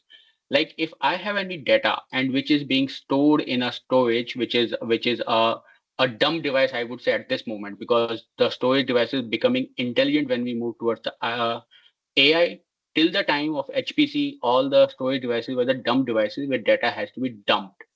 So when the data is dumped in any storage, then it has to be accessed by the cluster of HPC, which we have seen in the previous slides. Then we cannot have a single path, because if a single path is there, then there will be always a choke or the bottleneck in that path, and data cannot be accessed faster. So we brought a technology of parallel file system access, where we divide the data into multiple chunks. Each data which is of our interest is being served using a single IO server, which we call a a device or a server which we give the access of data to the HPC cluster. So in this way, we can expand this IO server in as many as we want and how much performance we want. And that's how the parallel file system work and resolve our problem of data accessibility. So now what we have learned that we can increase the computation power. Our engineers have developed a technology where we can increase the data accessibility. So now we have solved one of the bigger challenge and we have start moving towards the era of AI. So these are the few other technologies, just the numbers which I want to show you, and the main thing which I want to highlight that at the one go we were moving towards a parallel file system. We were investing our times, engineers were developing that technology. Meanwhile, the other side of the engineers who are on the networking, they were keep on increasing the speed of the network. They were working on the different protocols to come up and reduce the latency. So these are the different protocols. Protocols are nothing but the access mechanism, how my server or cluster or the application will access the data from the data where it is being dumped in storage, the way of accessing that. So we develop IB, we develop the fiber channel, we develop NVMe over this. So these keep on increasing our speed, throughput, and reducing the latency. So these are the few numbers which are shown here that we have rated all the technologies using a number of 44 Gbps of the performance. Like if I set the 44 Gbps of the throughput from the data storage to access that, then what will be the latency? So we can find that IB is the technology where we have the minimum latency. And latency is the biggest factor in the AI or the HPC or the big data domain. The minimum the latency, the faster my model will work. So this is in continuation to that. Like now the scenario will become very simple that instead of having the multiple IO servers, since we have increased the network bandwidth itself, so one IO server can itself serve me a 200 Gbps of throughput. So there, instead of having multiple, we can have a two or three or four. That's how the count decreases, and we are keep on increasing the throughput. So that's how my ultimate the chart look like, how we develop the HPC with the parallel file system, that user can access the parallel file system, clusters can access the parallel file system, and how one single architecture and one problem is being solved. Now the era of HPC we have developed, we have learned how we can increase the computation, we have learned how we can increase the performance of data. So now we have moved to a leap of big data. So big data till the time AI was dominant, not so dominant, big data was one of the backbone of our telecom industries. You can say all the billing or all the analysis, or we can say that which mobile is in which area we have to search. Then this big data was a big problem solver for the telecom industry. So what we did in the big data in HPC, we learned that the compute was a separate domain.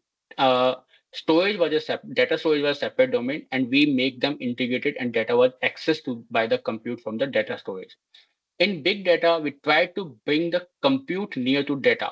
So where we are storing the data, we said that we will compute that data at that place or at that platform itself, so that my computation can be more faster and we can bring the analysis. So now engineers have learned that data cannot be a dump. If we are surrounded by data, we have so much of the data everywhere, and each and every data has the intelligence. If we try to make the analysis of any data, we try to draw the pattern out of data, then we'll find that every data is giving me any information. And that information can be from any industry, any retail industry, any marketing industry, or any research industry. For example, uh, in our medical science, we have so many genes information around. But if that information is dumped and kept in the storage, it's of no use. But if you start analyzing that information about the different genomics, then it will be intelligent information. So from here onwards, now we analyze that data cannot be dumped. We have to make our data, make our storage intelligent. And that's how we move towards the big data. So big data is the word where, as the word itself says, that when the data is used, we have to bring compute to the data. We started with the big data. So the Google developed the first big database file system called as Google File in 2003. which was based on map reduce algorithm, where the each node in the HPC we learned that each node was a compute node where the processing power was the more important. But in big data, each node is a data node, and its power to store the data, to distribute the data into small chunks was more important. So here the architecture was different from the HPC. From the HPC, we moved to the data node where each and every node is being divided into data, where the data is being served into multiple data nodes. Suppose if I have petabytes of data, so I'll divide my data into 20, 30 petabytes of the in 1 terabyte or 2 terabyte or 4 terabyte, and then each data node there will be multiple such data nodes. So in HPC, we have to use a special technology called parallel programming, where we have to divide a large program or large computation into small chunks. But here we need not to worry. We can simply divide my data from anywhere into the small chunks and keep it into separate data nodes. Each data node will have its processing power, that is the CPUs. So how it happens, I'll give you an example of again from the layman life how it happens. Suppose if I have to match a human face or a human pattern with somebody else. So I give an input file to the big data Hadoop cluster. It will divide that input file into multiple of tens. Like suppose if I have 10 data nodes, it will divide into 10. So what will happen if an eye is being given to this first node, and a nose is being given to second node, ears are given to third node. So each and every node will do or match the pattern from the data available. If an eye is matched within the first node, it will return the multiple eyes to it. Second node will return the multiple node, and then the one intelligent master node will collaborate all the data and give 4 or 5 matches, that these are the nearest matches to the face you have given. So that's how this big data technologies was working. So now we have learned, the engineers have developed the technologies, we can analyze the data, we can make intelligence out of the data, we can do the computing fast, we can make the data access very faster. So we are surrounded by data, data is everywhere. We have learned that every data is intelligent and we have to make it. Now the real challenge starts for the AI is the integration. As the AI itself is a big data pipeline where the data starts from the ingestion to the curation to the training, inferencing, and the various neural networks which will do the multiple iterations of the same data. So the data integration was the biggest challenge. So what does the data integration means? If I have an organization where different offices are there, so the data will some data will be kept in US, some will be in India, some will be Australia. How to integrate those data combined together and then make an intelligent information out of it. So that was the real challenge, which now the people started to solve it to bring so that the AI models can run. So there are the various silos available. So if I give you example from this, in India also we have many compliance of the statutory data with the governments.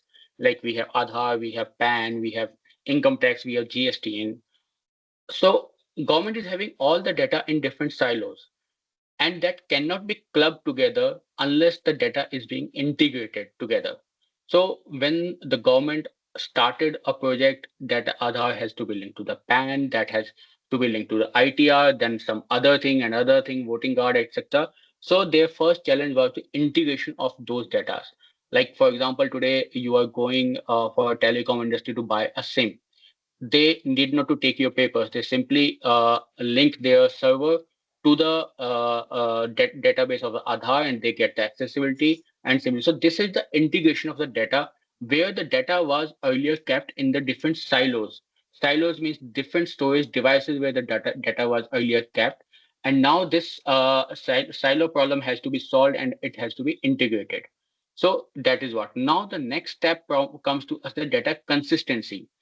In AI or the ML domain, the biggest thing is the more clean the data I have, more valuable or the more good results I'll get. So we have to find the consistent data which is of my interest. Data should not be under threat, like there are more cyber scams, more ransomware attacks, cyber security attacks are going on. So I have to keep my data protected. I have to keep my data constant. I have to keep my data clean. So these were the three challenges which engineers have to solve so that the AI model has to run, and which we are seeing that AI is running because these challenges were solved. So we'll learn how one by one how these challenges are being solved. So this was an era when where we learned about the cloud storage.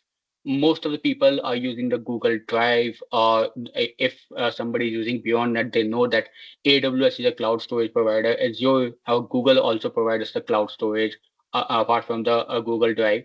So this is the era where people say, yeah, you need not to keep your own storage. Even for the home users, Google Drive is there. You simply pay me some money, I'll keep your data, my data is safe.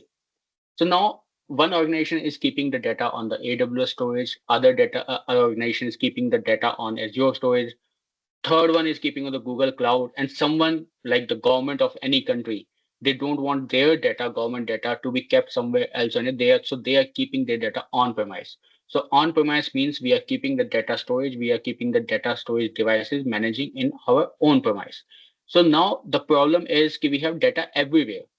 We have to find a technology where the data can be moved from one storage device to another, that is from cloud to on-premise, within the clouds or clouds to host, and then there has to be a one common app which could access the data from all of these three, and that's how this integration has to happen.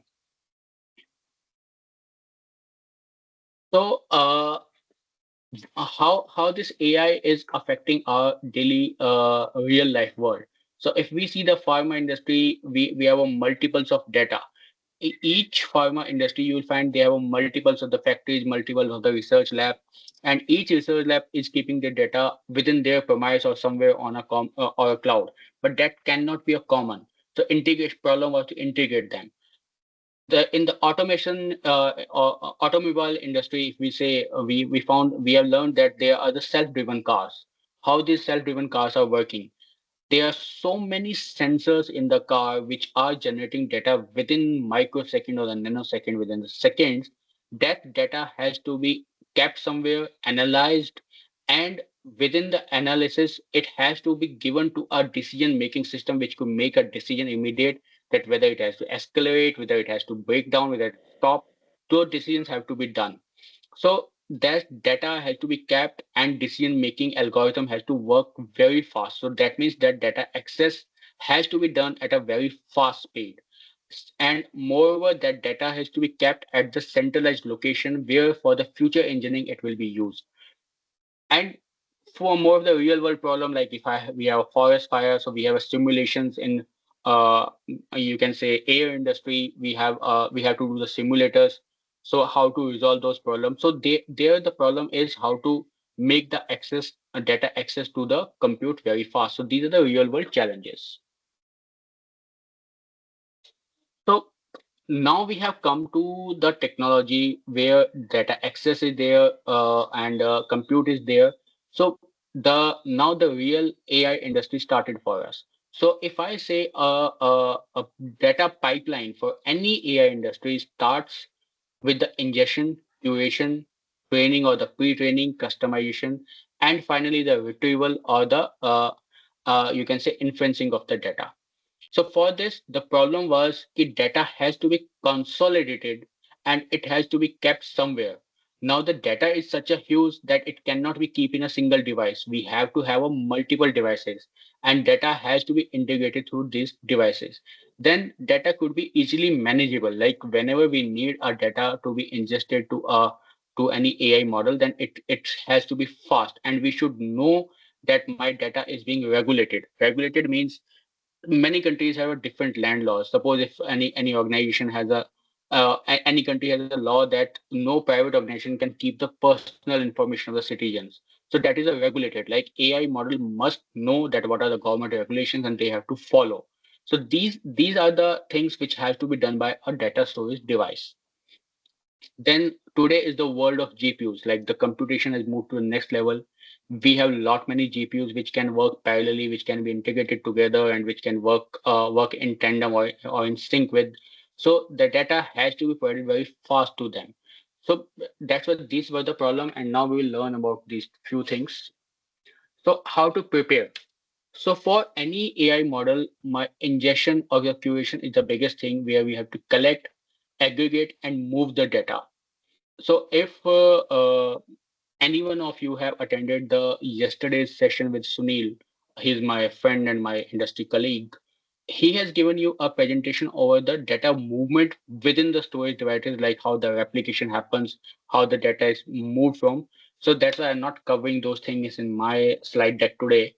But that is what the thing, how the movement of data happens, how it's covered. Like today is the world where we can move the data from one storage device to other device very fast. So if I have to summarize what he has told yesterday, so now when any compute or any application is accessing my data in a real world, and I have to move that data to another storage or another app for the data integration purpose, then we use the snapshot technology. So what the snapshot technology is, as the word itself say, we make a data consistent snapshot. Data consistent means whatever data is in the input output, or whatever data is in the movement, we keep that in the knowledge. We create a small snapshot of it. My real application, the real world will keep on moving, and that snapshot will be kept in that storage device separately, and then that snapshot will be used to move the data. So this is a bit complex technology, which is I'll be not going in the more detail. So that's how the data movement happens from one storage device to other.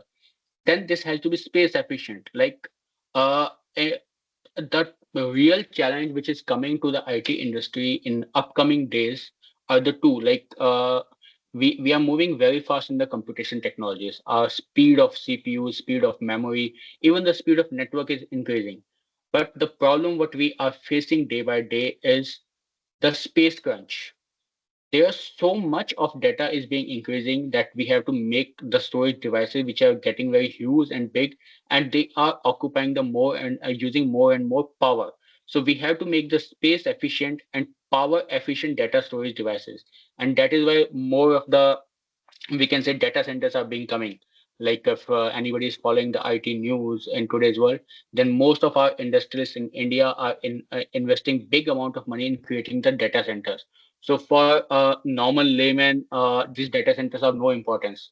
But at the end of the day, all our IT applications, all our government initiatives which are moving in the IT that are running in these data centers, be it our Aadhaar app, be it our PAN, or any other thing, all this or any citizen portal where we are keeping our information. Now the census will happen, so that all those data are being kept in these data centers only, which are being running.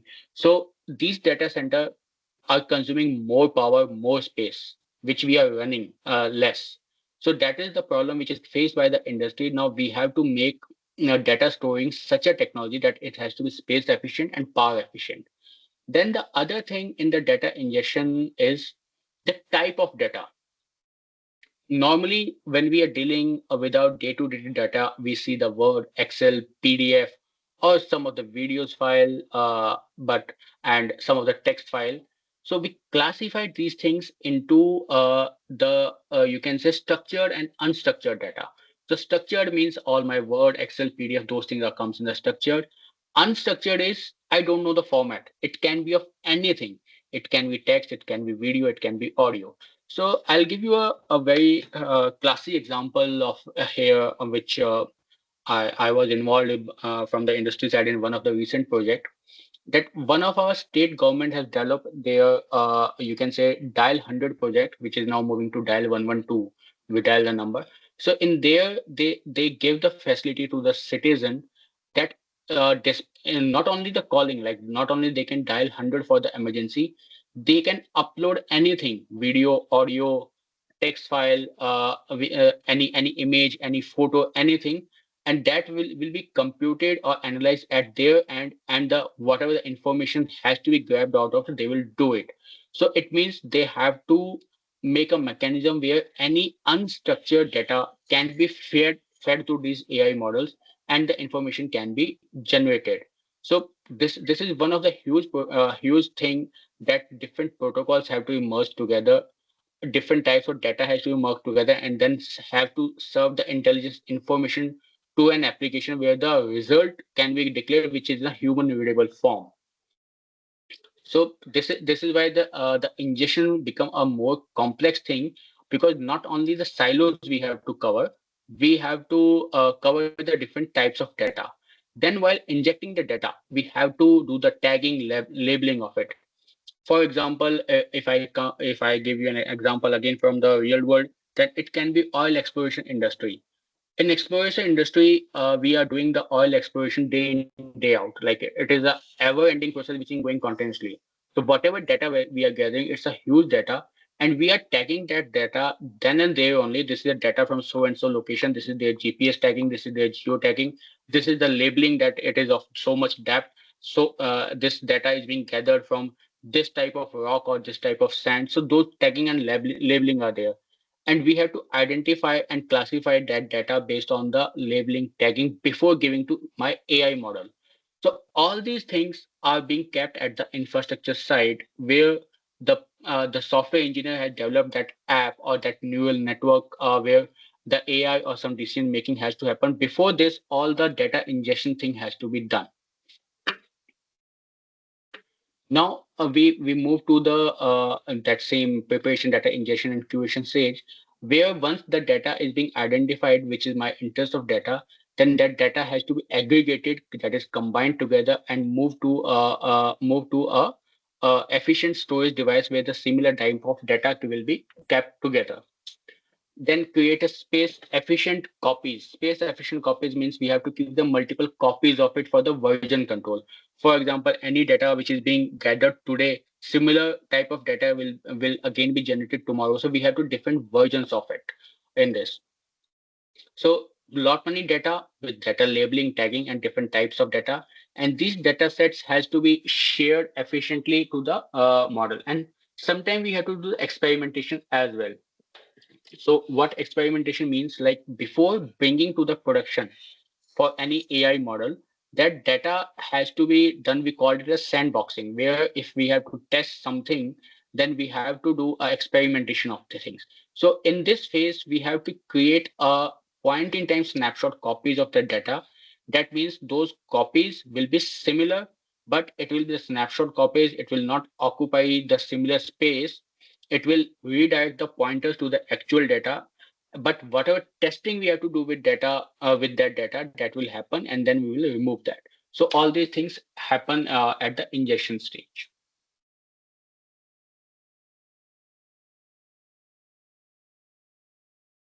So once we start injecting the data, then data is coming from the source. Then it can be multiple sources. It can be data on the cloud. It can be on premise. We have to integrate the data and move the data to a common storage where my AI resources will be lying, or those AI resources will be using those application. So we can say a data engineer who will run the AI model or the AI cloud on that data, he is not interested in the previous journey of the data, from where the data is coming, how the data is being collaborated. He is simply interested that I have got the data, now I'll learn my AI model of it. But before that, we have to combine that data in this. Now the curation is a stage where we have to we can say organize our data into different category as per the sensitivity, as per the personal identification type, and different permission. Like there are the certain data for which the users will have a read permission. Some they can add it, some they cannot add it. So we have to identify those data, report and investigate before moving the further. So that is one of the curation stage where the that will happen at the data storage layer itself. So here we are learning that if we have to start the data streaming, for example, if we are using the Kafka, which is a data streaming tool, which do the real-time streaming of data to my AI model. So in this, we that data can be stored on different devices.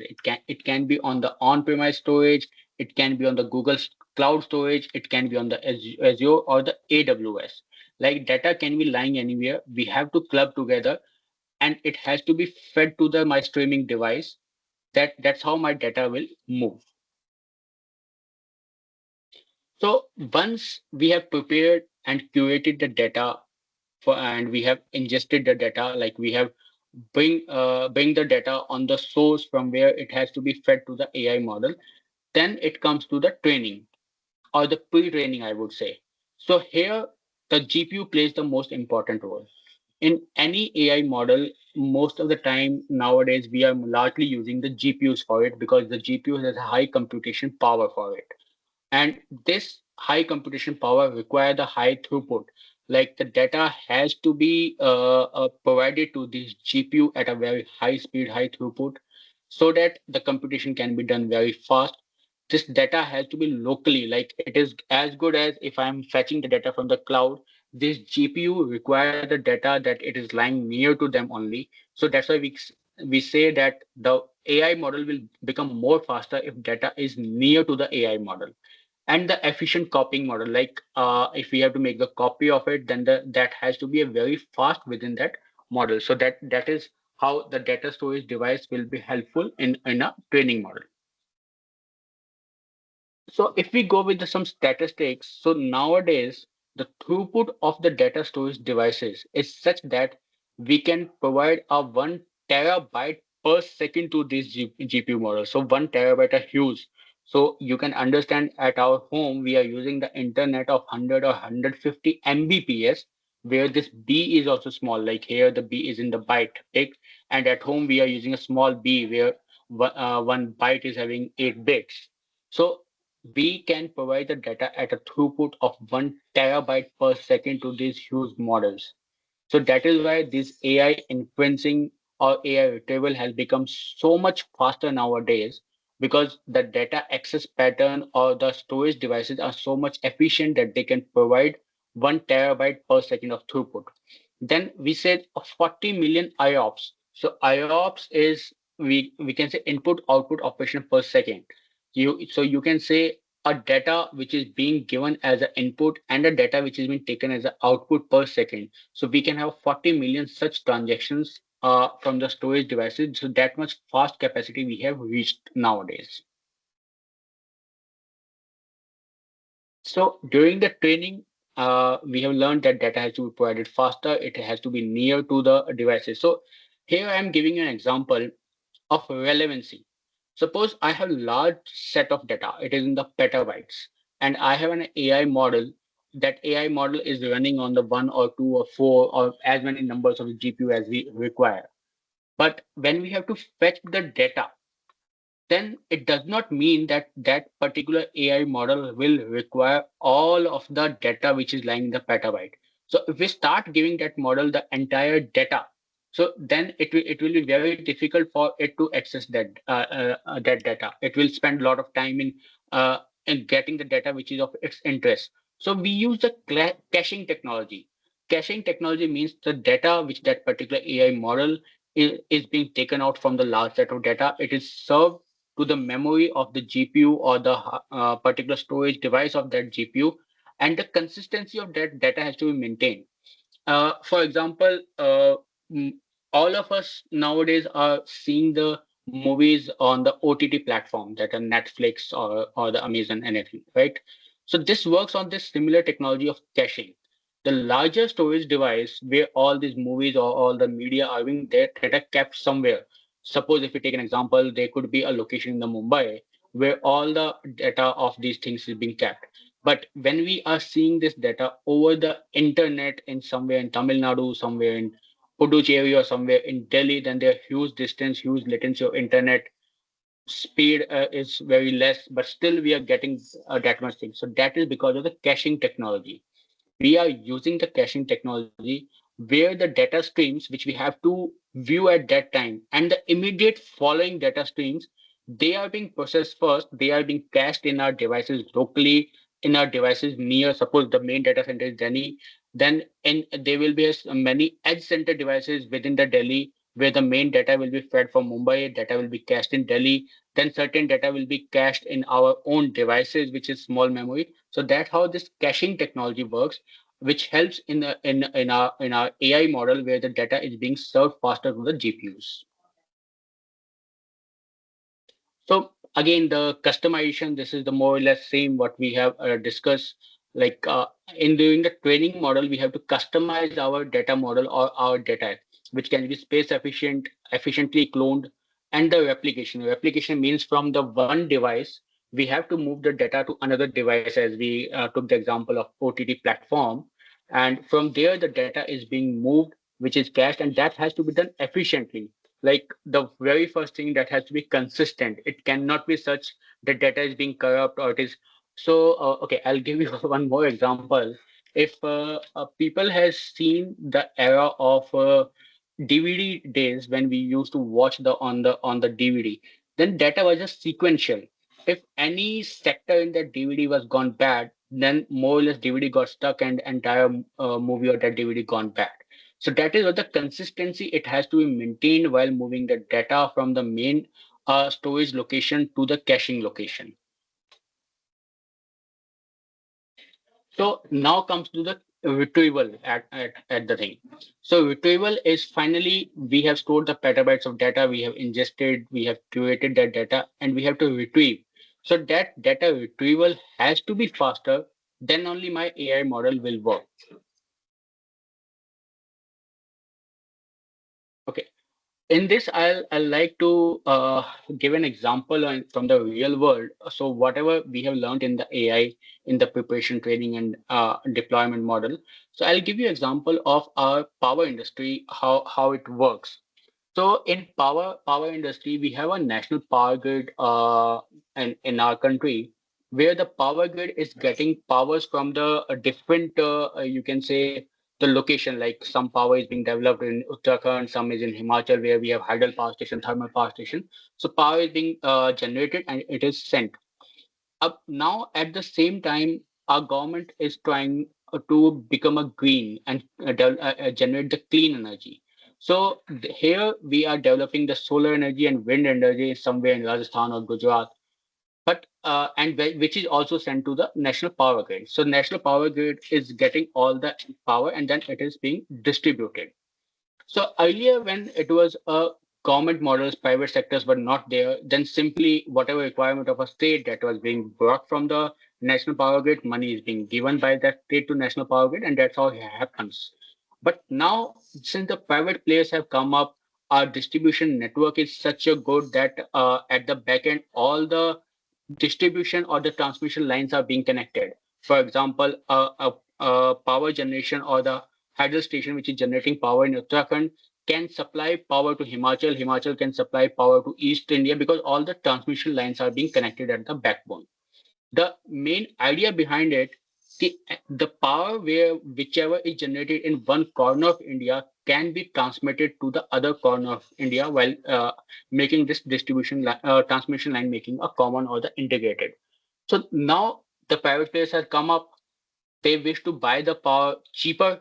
So out of this hydel power station in any state, because their ownership lies with the state, some of the ownership lies with the private player. So whosoever is ready to give the cheaper power, they are ready to buy from there. So government created a platform which we called as, if you search on the Google, there is a platform called IEX, Indian Energy Exchange. This exchange is just like a stock exchange where any government or private player who is in the power industry can buy the power. They will go they will see that suppose the Tihri Power Development Corporation, who is generating the hydel power, is supplying the power at the lower rate, but they are giving that offer at the midnight. So whosoever want to buy that power, they will simply say 100 megawatt and they will block that prices. So that platform is there. Now the platform is being developed, at the backend transmission lines are being connected.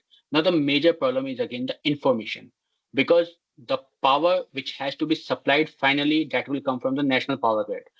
Now the national power grid, unless not aware that how much power I will get from the particular hydro station today, how can he commit that to a particular state that he will give power? So that's where AI come in the model. Again, in this, the loose or the weakest point is just solar energy or the wind energy, because if any hydel power station generating suppose 100 megawatt, next day also they will generate 100 megawatt. That could be 98, it can be 102, but not more than in that difference.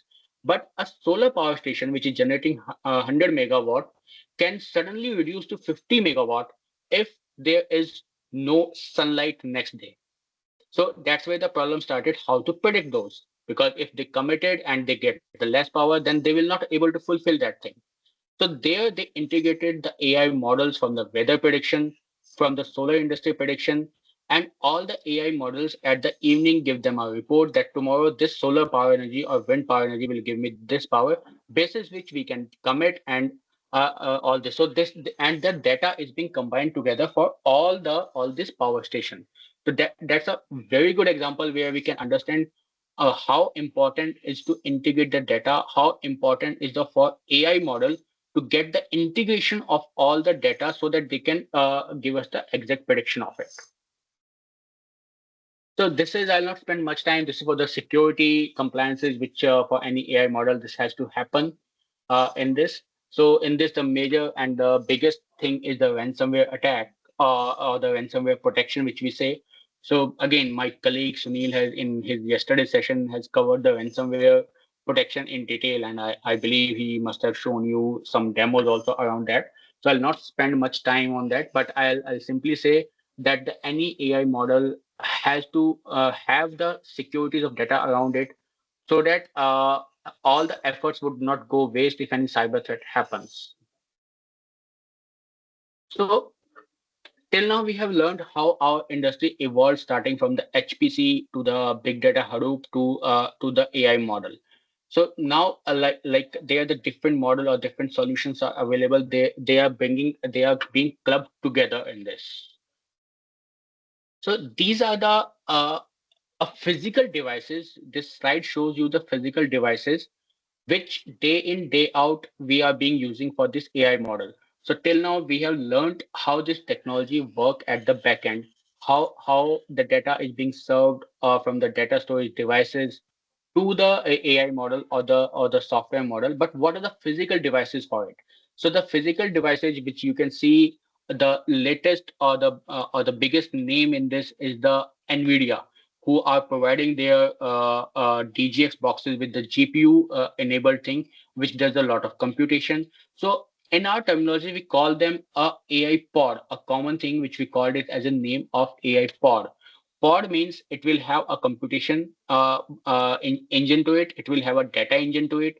It will have a network engine to it combined together, and it will form a common pod. So here in this slide, if you can see the different brand names being written. So these are nothing but the physical devices which are connected together to give an access pattern or large bundle where the which can serve the data to an AI model, which AI model would be running on any one of this server. So this could be the storage device, this could be my GPU, this could be my network of it. So this is the same continuation of that slide, only the addition of it. In the previous slide, we have learned that one pod is there, which is being shown in this third block. This pod is simply nothing else, but this pod is the combination of various devices where we will have a network, we have a storage, then we have a servers which are combined together.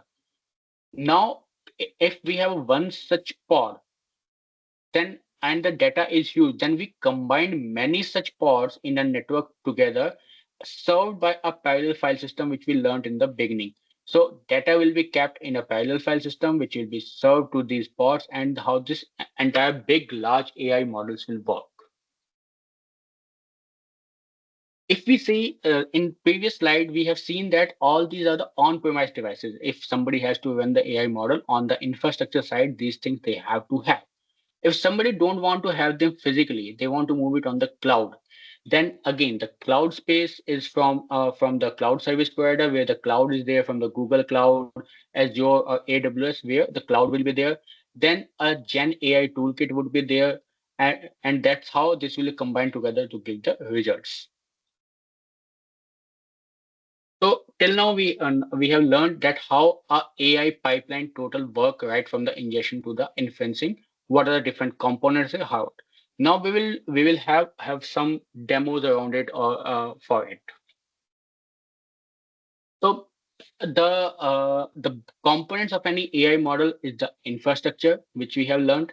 Then a data engine has to be there, which will serve the data, and then the AI services which we want to run, the application which we want to run. For example, if there is any face recognition application, so that needs certain data, and that needs certain infrastructure to process that data. So best infrastructure, as we have learned that infrastructure is combined of a pod where the GPUs, servers, or storage has to be there. So this is the combination of that infrastructure. Now, how it has to be integrated? As we right from the starting, we are saying the data is being kept in the silos. So these are the different silos. Data is being kept in the different devices. Unless this data is being integrated and served to this application network, my AI model cannot run. So what the technology today is providing, that all these silo data can be integrated together. So wherever we are keeping the data, we are simply connecting them together to the cloud, to on-premises, or to somewhere else. Then we are serving it to our application network. Now, how we are serving, that can be of file, that can be of object, that can be of data explorer, like different types of file, different access pattern can be done, but they are served to a common AI model for it.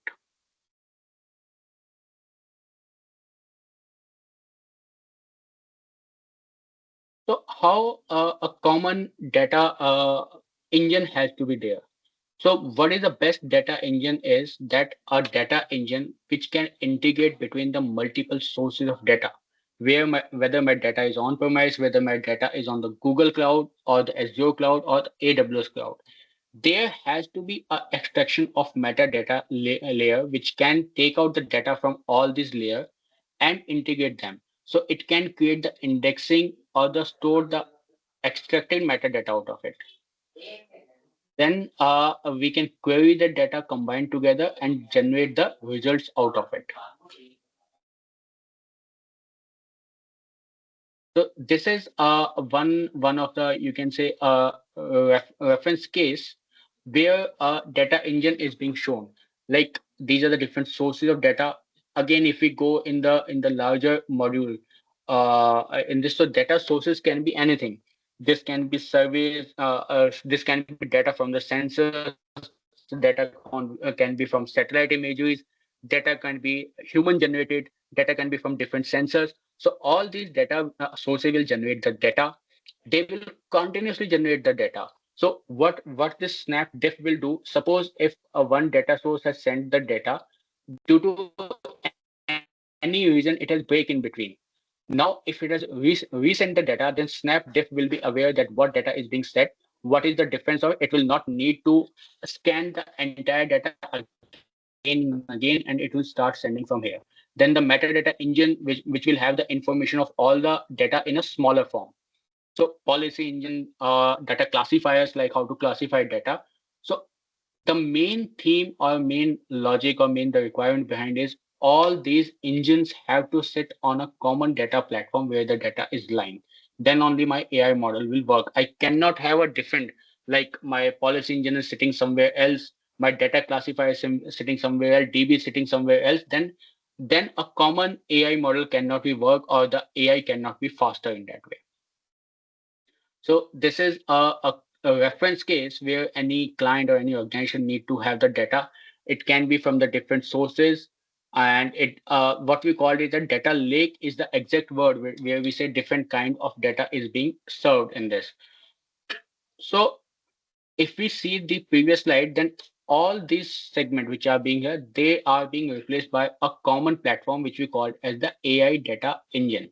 So this will serve the purpose where now the labeling of data, or you can say evaluation, experimental or model monitoring will happen. Input and output will be done through this data model. So now finally we have reached a stage where we are using a cloud or different silos. Suppose an organization is there, they have a data kept in the different parts of the world. Now they have to run an AI model where the data has to be brought from all these location. It has to be integrated to a single storage where the data will be brought together, and then it has to be fed to the AI model for it. So they are the technologies which are available, like many different organizations are working in this, where a global namespace of the metadata is being created. So this is one of the example where you can see your OTT platform being worked. Like they are the different movies from the different countries, they are kept in the different locations. Still, you can fetch it in any location. India or somewhere else the same using your same user account, because a global metadata namespace is being created out of different source, and the data is being kept in this metadata information. So whenever any AI engine will start working, it will first fetch the metadata. This metadata will at the backend fetch the exact data or the data from there, and then caching will happen in between somewhere them, and it will be given to AI model. So we will see a demo now on this, how it works. So suppose this is a UI interface where the different storage devices are being kept on the different locations, and this is being mapped here. Now we will open a data explorer. In this data explorer, we will simply give the information what we want. Suppose we want to gather the, this is a medical research organization. They have kept their data. So now it is simple giving the instruction file all the diabetes related documents. So whatever the diabetes related document in this different location for the different storage will be fetched. So it fetches suppose 1289 files from the different devices. So this will be given from like it is collected from all the different location to a single device for fetching to a AI model. Now we give another parameter to it. So only show me the files which are accessed in last 3 years. Any files which were not accessed in last 3 years, don't show me that. So it has again one more parameter, view the permissions, like what for files which have I have read and write permission, show me only those files. The files which we don't have read write permission, don't show me that. So it will simply hide the personal data information as well, like suppose name address, because we don't want to show the patient, we want to relate the only information. So it will hide the personal information of it. So I get these must after all these parameters, 120 files are being there. We select the all the 120 files. Then we create a file, a combined file of all these files, which we called as a clinical analysis AI project report. So this will be a combined information which is being gathered from the different sources using the data infrastructure. And now this common file will be fetched to my AI model for generating the results. So this is how we are collecting, we are collating the data from the different domains, different storage devices, different location, and making it to a single file. And now this file will be served to the deployed to the AI engine. So this is what we have AI engine or data engine is being there. This information is being gathered, and this will be now deployed to the AI engine. And this, as when we're showing this NVIDIA GPU, I told you that we call it the pod, where the pod is the main which will compute the data, which will run the AI model of it. So now we have chosen a pod which will having this IP address, and this report or this data will be fetched to it for generating the results of it. So now the data is being fetched, and whatever results we have given, it will be fetched there. So this means the bringing the AI to the data. So till now, what we have learned from the different phases, that how we can compute the faster, how we can make the data access to computation faster. Then the big data changes, how the computation was coming near to the data. Now in AI, we are bringing again this the AI near to the data. So as we have seen in in this demo that my data was located in different location, and we brought it together and give it to the AI model. So this is how the data is being worked together. This. So I think that's all from my side today. So I am over to questions from you people.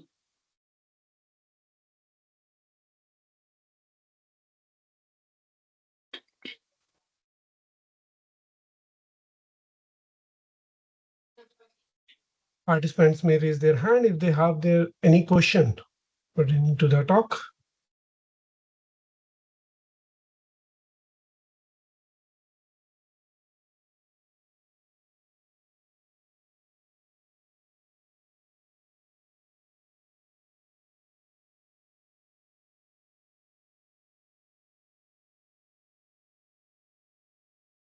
So I think whether it was all clear, it was not at all clear to the people. But nevertheless, I end up the my session here only. If you have any questions in future, you can come across through your coordinators or the professors involved, and I'll be happy to answer your questions.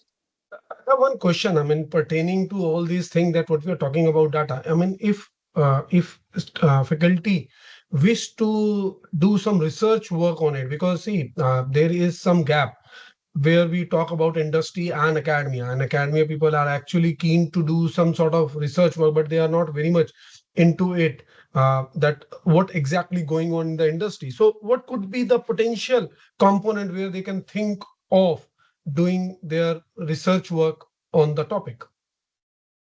So more or less every industry, whether it is a data industry, compute industry, or the AI modeling industries, they all have their various, you can say, programs which are done for the academia or the education industry, where they are providing their smaller module constitutionally at a lower cost to them, or sometimes they are providing them on the pay per use basis. That's a cloud model, like how much they will use. Simply they can pay on and many times on the demo version for 2 months or 3 months. So, I mean, whatever your use case, you can approach the particular industry, and I'm sure every industry is happy to help the academia because the thing is, main research or the main knowledge base comes from the academia only.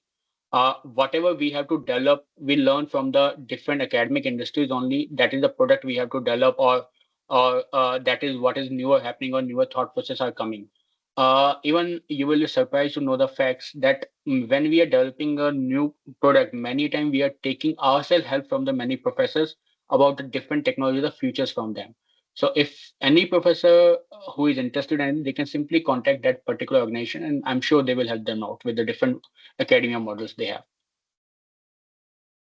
Any separate division, I mean, amongst the industry people where they can collaborate with the faculty or the institution in particular, or we can directly approach and people would respond to it. I mean, I guess it would not be possible.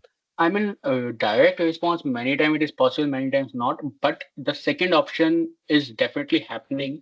But that is at the premium studio, the top levels at this moment. Like many IITs or NITs, they are developing their centers where the industry is being participant. So if I talk about in near about to us, then IIT Delhi is having many incubation center where from the industries we have already deployed our solutions there. So I think from your organization or your colleges or university, people can approach IIT Delhi and they will definitely either help them themselves or they can guide to the industry people. Because every a nodal officer or you can say coordinator from the industry being assigned to the IIT Delhi for their solutions, what has been deployed there.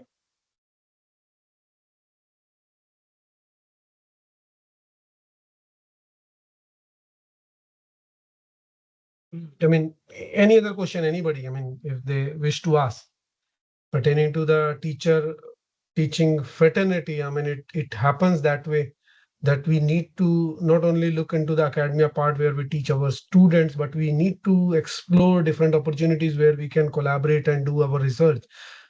So, any question, anybody?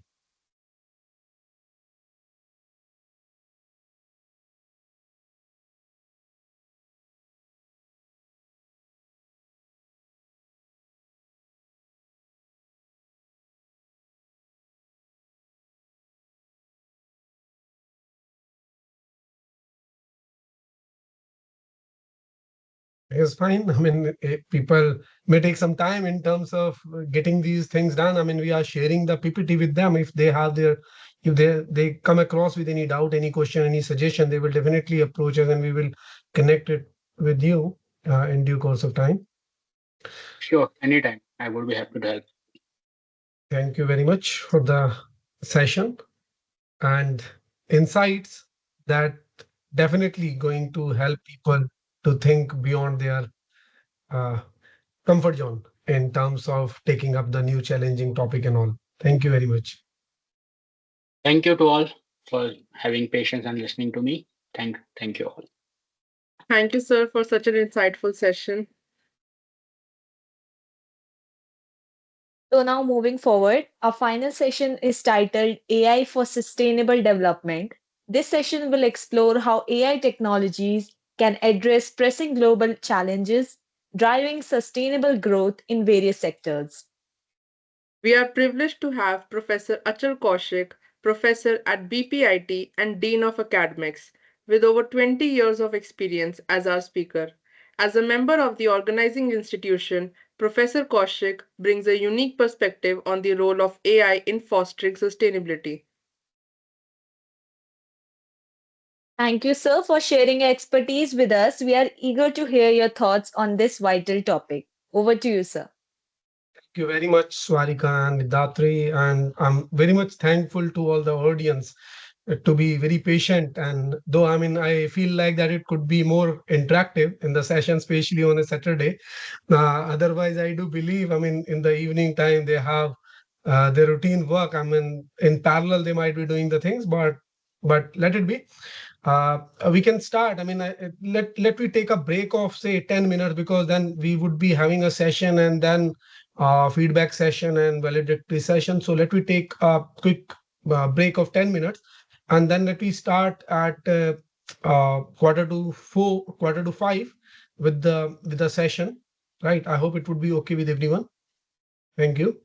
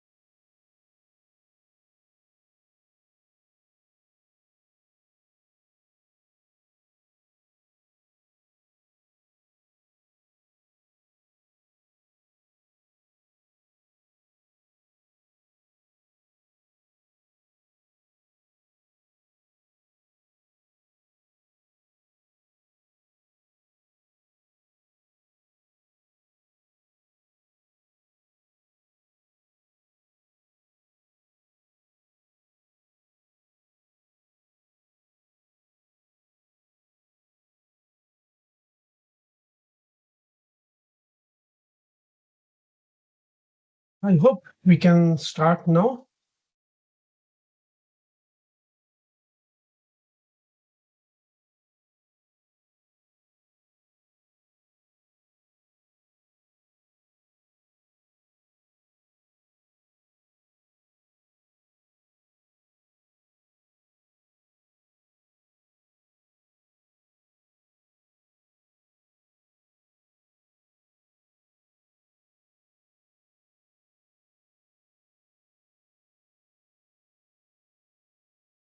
Okay. Good evening, everyone. Let's begin our journey into the world of AI. I mean, we've been there for some days now, but it would what I believe. I mean, it was more of the technical aspect that we have covered. Today in this session, we are going to explore how AI can contribute in achieving the UN Sustainable Development Goals. Probably the intention of this particular talk is in terms of faculties who can think on real life problems where they can come up with a solution and implement it through the different versions of AI that they know or they can do. Right. So the flow of the presentation is as follows today. I mean, we are going to discuss in the first section about the introduction. Then we get into the AI for SDGs. Then what are the cross-cutting issues that is being there? Then what are the future directions? And finally, we'll see how we can conclude about this particular topic. So to begin with, when the introduction part, so we need to understand that exactly what are SDGs. I mean, before that, even we should know what are the sustainable development. So primarily, the three spheres of the sustainability are involving the environmental aspect, economic aspect, and the social aspect. So the UN's 17 Sustainable Development Goals provided a roadmap for addressing some of the humanity's biggest challenges.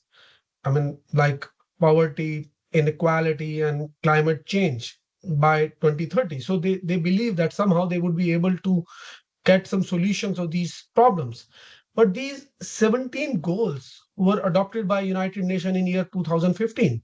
And at that point of time, they serve as a blueprint for achieving a better and more sustainable future for everyone by 2030, which even includes eradicating poverty to combating climate change. They cover the most critical global challenges in tandem, but the progress is uneven. Even for example, I mean, if you can say that in year 2021, it was observed that over 700 million people still live in extreme poverty. Education system face a learning crisis even after the pandemic. I mean, over 244 million children are out of school. So at this pace, several SDGs will remain unmet. I mean, despite all the efforts which being made, it seems very impossible with this pace. So here comes the AI relevance to look into this aspect. I mean, uh, this is where technology, particularly AI, comes in, where AI can provide scalable, cost-effective, and innovative solutions addressing different challenges.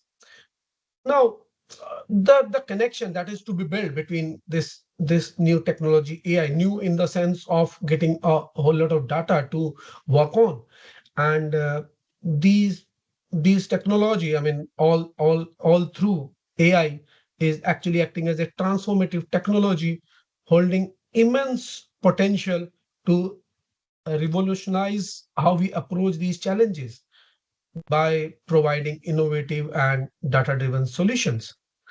Uh, According to a report, I mean, it was in 2020, which was seen that AI could add roughly 15.7 trillion to the global economy by 2030. But but in recent past, we have seen it is not the only benefit, but I mean, that is not only about the economics, but we can get the benefit beyond it. I mean, even in the healthcare industry, it has been observed that AI powered diagnostics and treatment advancement roughly saves 2.5 million lives annually. So even beyond that, I mean, if we talk about the renewable energy, so the role of AI is like to projected cut of carbon emission by 15%, which is significant in terms of our current climate aspects, I mean, climate goals. So in my presentation, I mean, I'm more focused about how AI is going to intersect with these goals, how it transformative, intact, and challenges we need to overcome.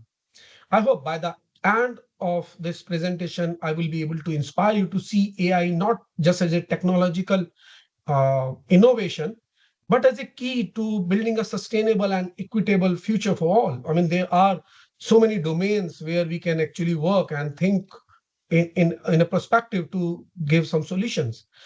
So the question again isn't whether AI can support the SDGs or not, because we know, I mean, somewhere or the other way, today or tomorrow, they can be cater to all these aspects where we have quick solution or efficient results.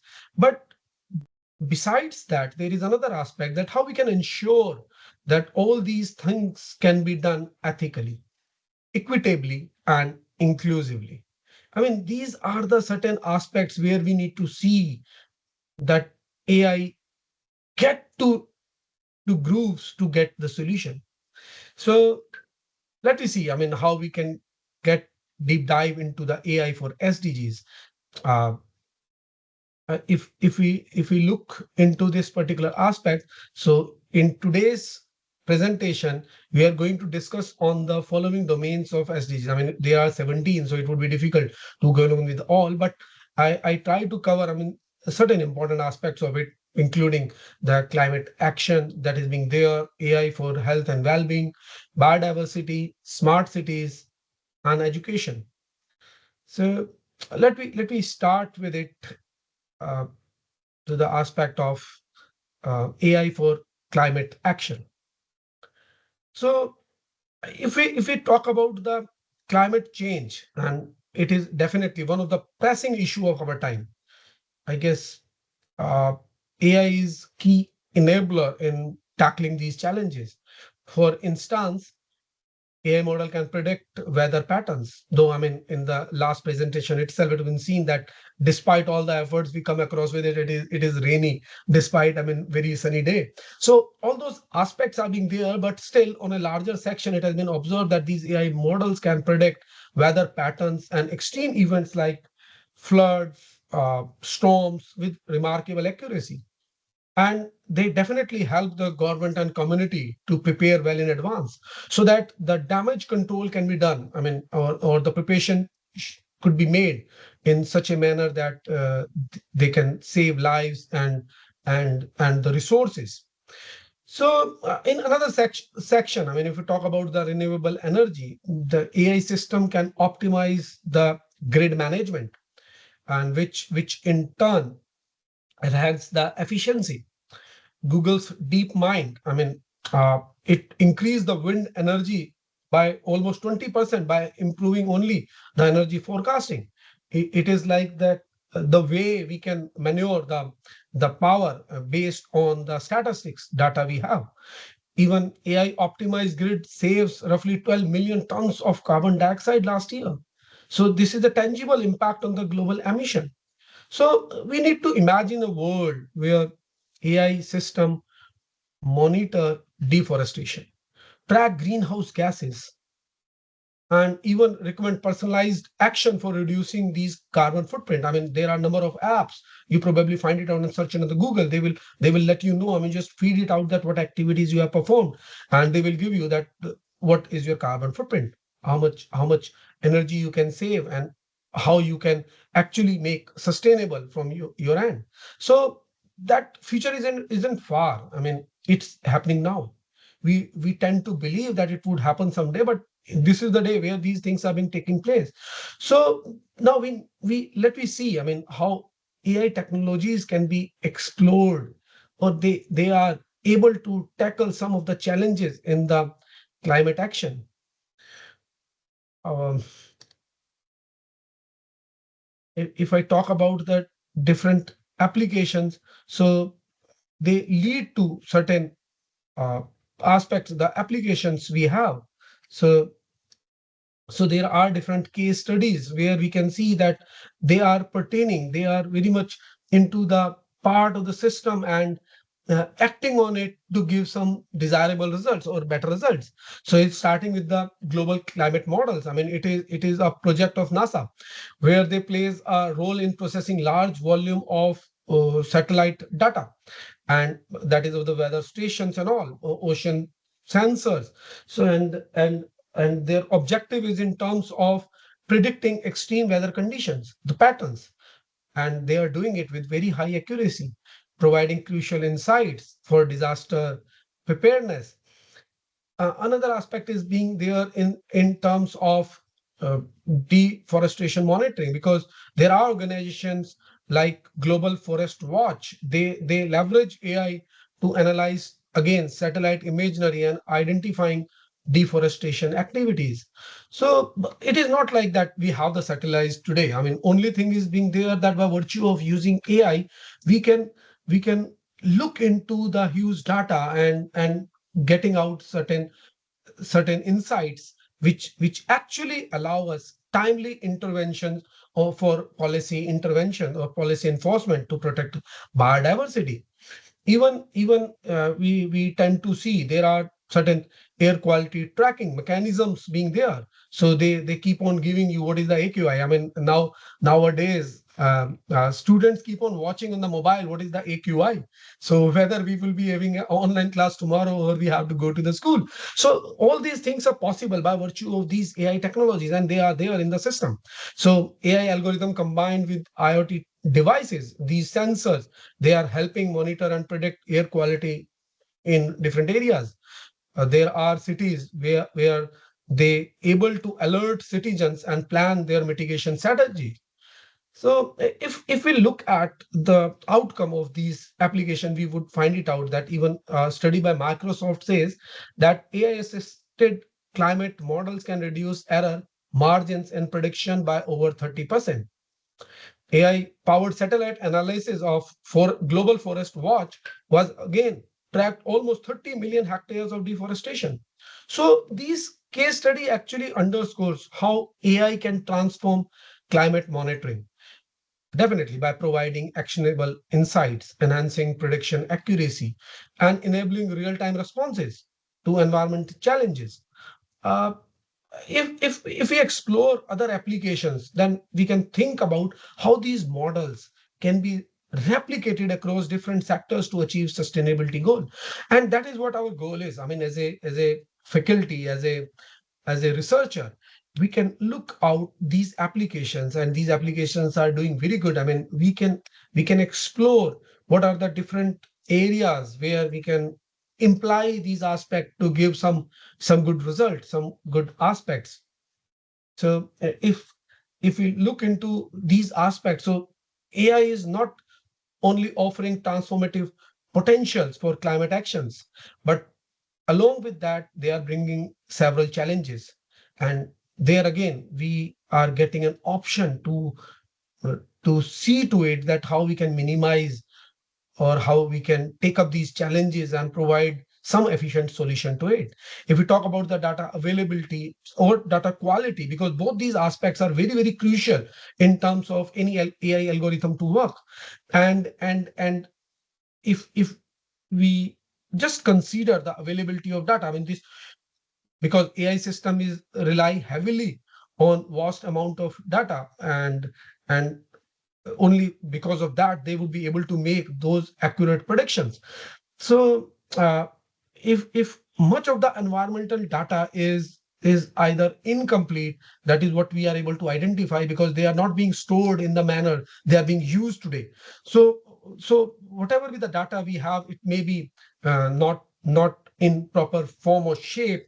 It may not be that consistent or may not be standardized over the period of time, because all these things are being realized now while putting up into the algorithms to see how we are going to clean the data and all those things. So these things these inconsistencies basically make the climate data from in good shape from the developing regions. But I mean, if we talk about that data from these developing regions, then that may be sparse, maybe outdated, because they really didn't think of it to be utilized in some real sense. Maybe they are with the developed countries, they are maintaining it for the time, and they would be able to get more good or better predictions. But for the developing regions, it would be very difficult for AI models to predict these reliable predictions. Then another issue is being there about the ethical aspects or equity concerns, because we already know that these AI tools in climate impact, that is being for the marginalized communities, there's a risk that AI solution may prioritize regions with more resources, because that is again being there because they have those facilities, they have those tools, and by virtue of it, they would be able to do it. But for the marginalized communities, we may not be having that much of data to be worked on, and without data, it definitely going to be more biased. So AI solution may prioritize reason and with more resources and leaving vulnerable populations behind, and that is being the fact. And whenever we come across with the AI, we generally get with this aspect that it may be biased. And reason of being biased is unavailability of the data.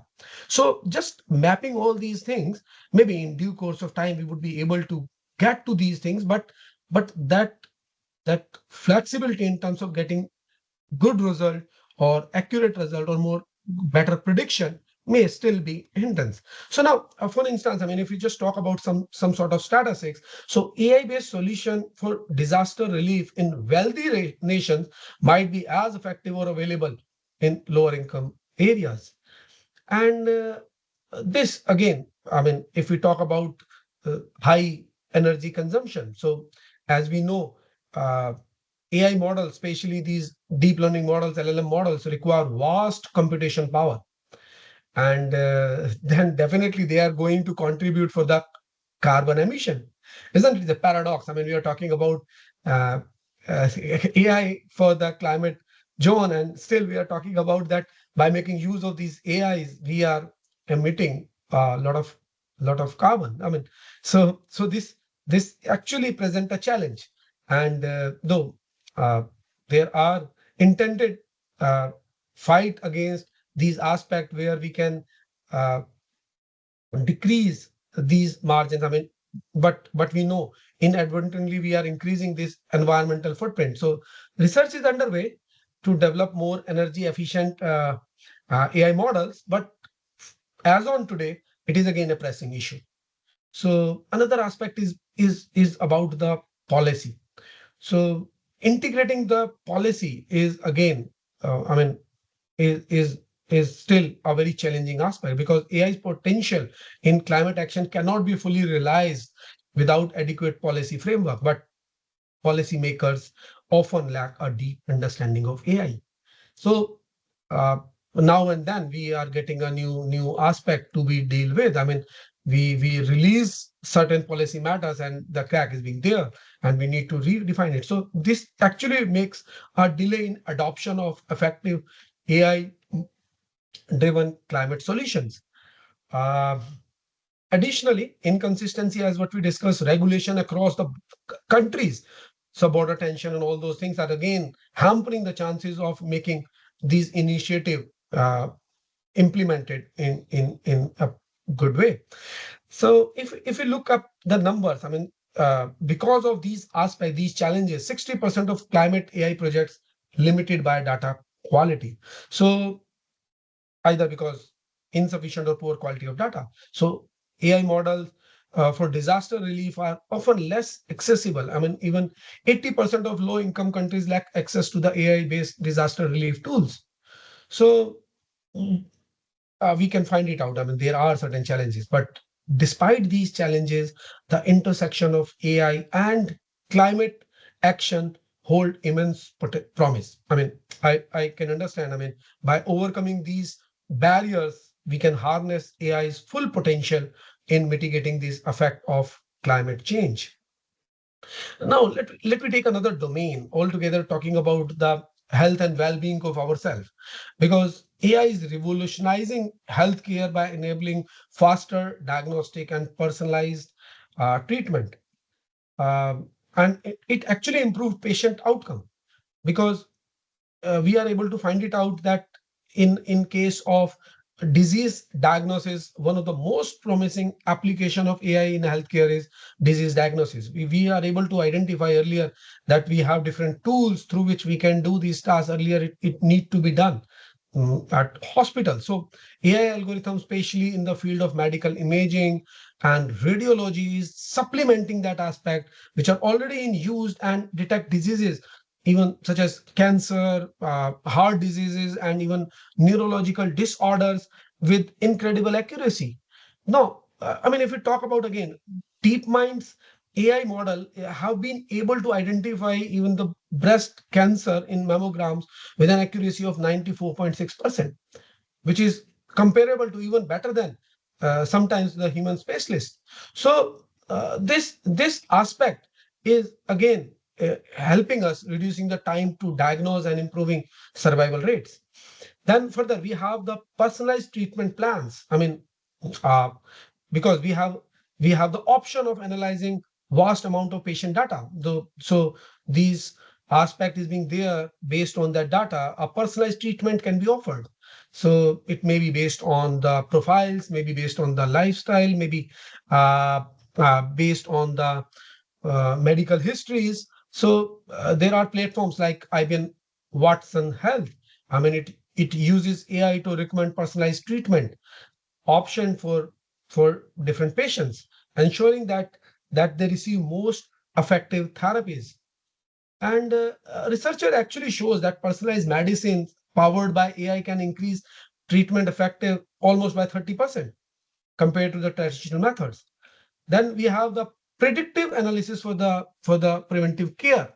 Now, this is one aspect. I mean, it is again, we know. I mean, there are AI powered wearables. I am wearing one. I mean, probably you must be doing it. So these wearables like fitness tracker and smart watches, they keep on collecting the real time health data and and making the analysis of that actually predict potential health risks, such as heart attack or strokes or diabetic crisis. For instance, I mean, there is an Apple Watch which uses this machine learning to detect abnormal heart rhythms and notify users of potential health issue before it become critical.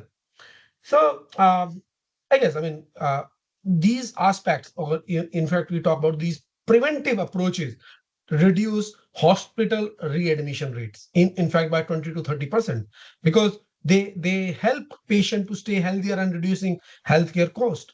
Then there is another aspect in terms of robotic surgery. So AI powered robots are playing an increasingly important role in performing minimally invasive surgeries, which results in shorter recovery time, less pain, and fewer complications. So there is one famous, I mean, there are the Vinci surgical system, which actually commonly being used in European countries where different types of surgeries can be performed, and these robots can analyze the complex data to provide precise surgical operations. So these sort of surgeries actually reduce almost 30% of the complications than to the traditional surgeries, and in fact improve the recovery rate of the patient almost by 50%. There is another aspect that is about the mental health. I mean, AI even able to tackle on these aspects of the medical mental health. So tool like Wobot and Visa, they are AI powered chatbot, and they are providing accessible and anonymous mental health support to the users. So these platforms use NLP and cognitive behavior therapy. So these techniques are using or managing the stress, anxiety, and depression. So keeping anonymity over there, so people tend to make use of these chatbots to help them out from the situation. So these AI based mental health applications have been shown to reduce anxiety and depression system up to 40%. And in fact, I mean, they need to take these aspects in the short term goal also. I mean, maybe a few weeks of these applications may help them in number. I mean, if we talk about the real aspect of the healthcare industry, so they are expected to generate almost 150 billion annual saving by improving efficiency in patient outcomes. So I know, I mean, our study says that it is not again only about the economy, but we would be able to find it out almost 50 million lives by 2030 by making use of the early detection and prevention of these diseases. So the AI integration into the healthcare holds immense promise in improving patient outcomes, reducing cost, and providing more personalized care. As these technologies continue to evolve, we can expect AI to play a central role in reshaping the future of health and well-being. So let me actually see how AI is transforming health. Let dive deeper into it, how it make an impact in sectors like healthcare. So there are different applications. I will talk about few notable case studies that highlight the transformative impact of AI in healthcare. So these real world examples demonstrate how AI technologies are already improving patients' outcome, streaming healthcare processes, and even saves life. So if I talk about AI in cancer detection, that this Path AI is a company using AI to assist pathologists in diagnosing cancer. Their deep learning algorithm actually analyzes tissue samples to identify signs of cancer with greater precision. So, I mean, if they are able to identify malignant cells with greater accuracy than human pathologists, so definitely they reduce the diagnostic errors and improving treatment plans. So in Path AI system, I mean, they're able to achieve almost 99.3% of accuracy in this breast cancer cases, which improves which the human pathologist, which nearly comes out to be 88%. So this technology has a potential to save countless lives by detecting cancers earlier and more accurately. So another one is the Google Health. I mean, they have developed some assisted radiologists in interpreting medical images such as X-rays and CT scans. So in one example, I mean, it has been seen that AI model has trained to detect lung cancer from CT scans. So early detection is actually able to identify uh, this accuracy higher than the human radiologist. I mean, that is one aspect. I mean, if they are able to find it out 96% of the lung cancer cases compared to 94% for experienced radiologists. So these technologies, I mean, in terms of the data they have, they are being matured enough that they somehow surpass the human aspect of evaluating those aspects. But besides that, there are some sort of aspect that we are able to identify in the human case is again that is we see in terms of the speed up of the diagnostic process.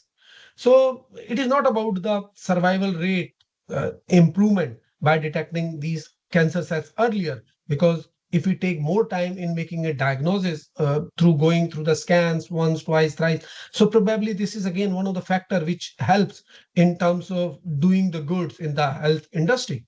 Then we have, I mean, the similar application like Livongo for the diabetic management, and Wobo. I mean, this bot is something which is for the mental health.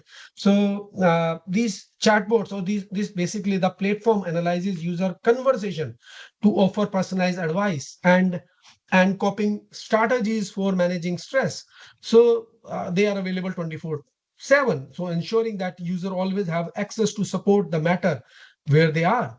So, and according to the study, I mean, they reduce almost 50% in terms of these depressive systems after chatbot sessions.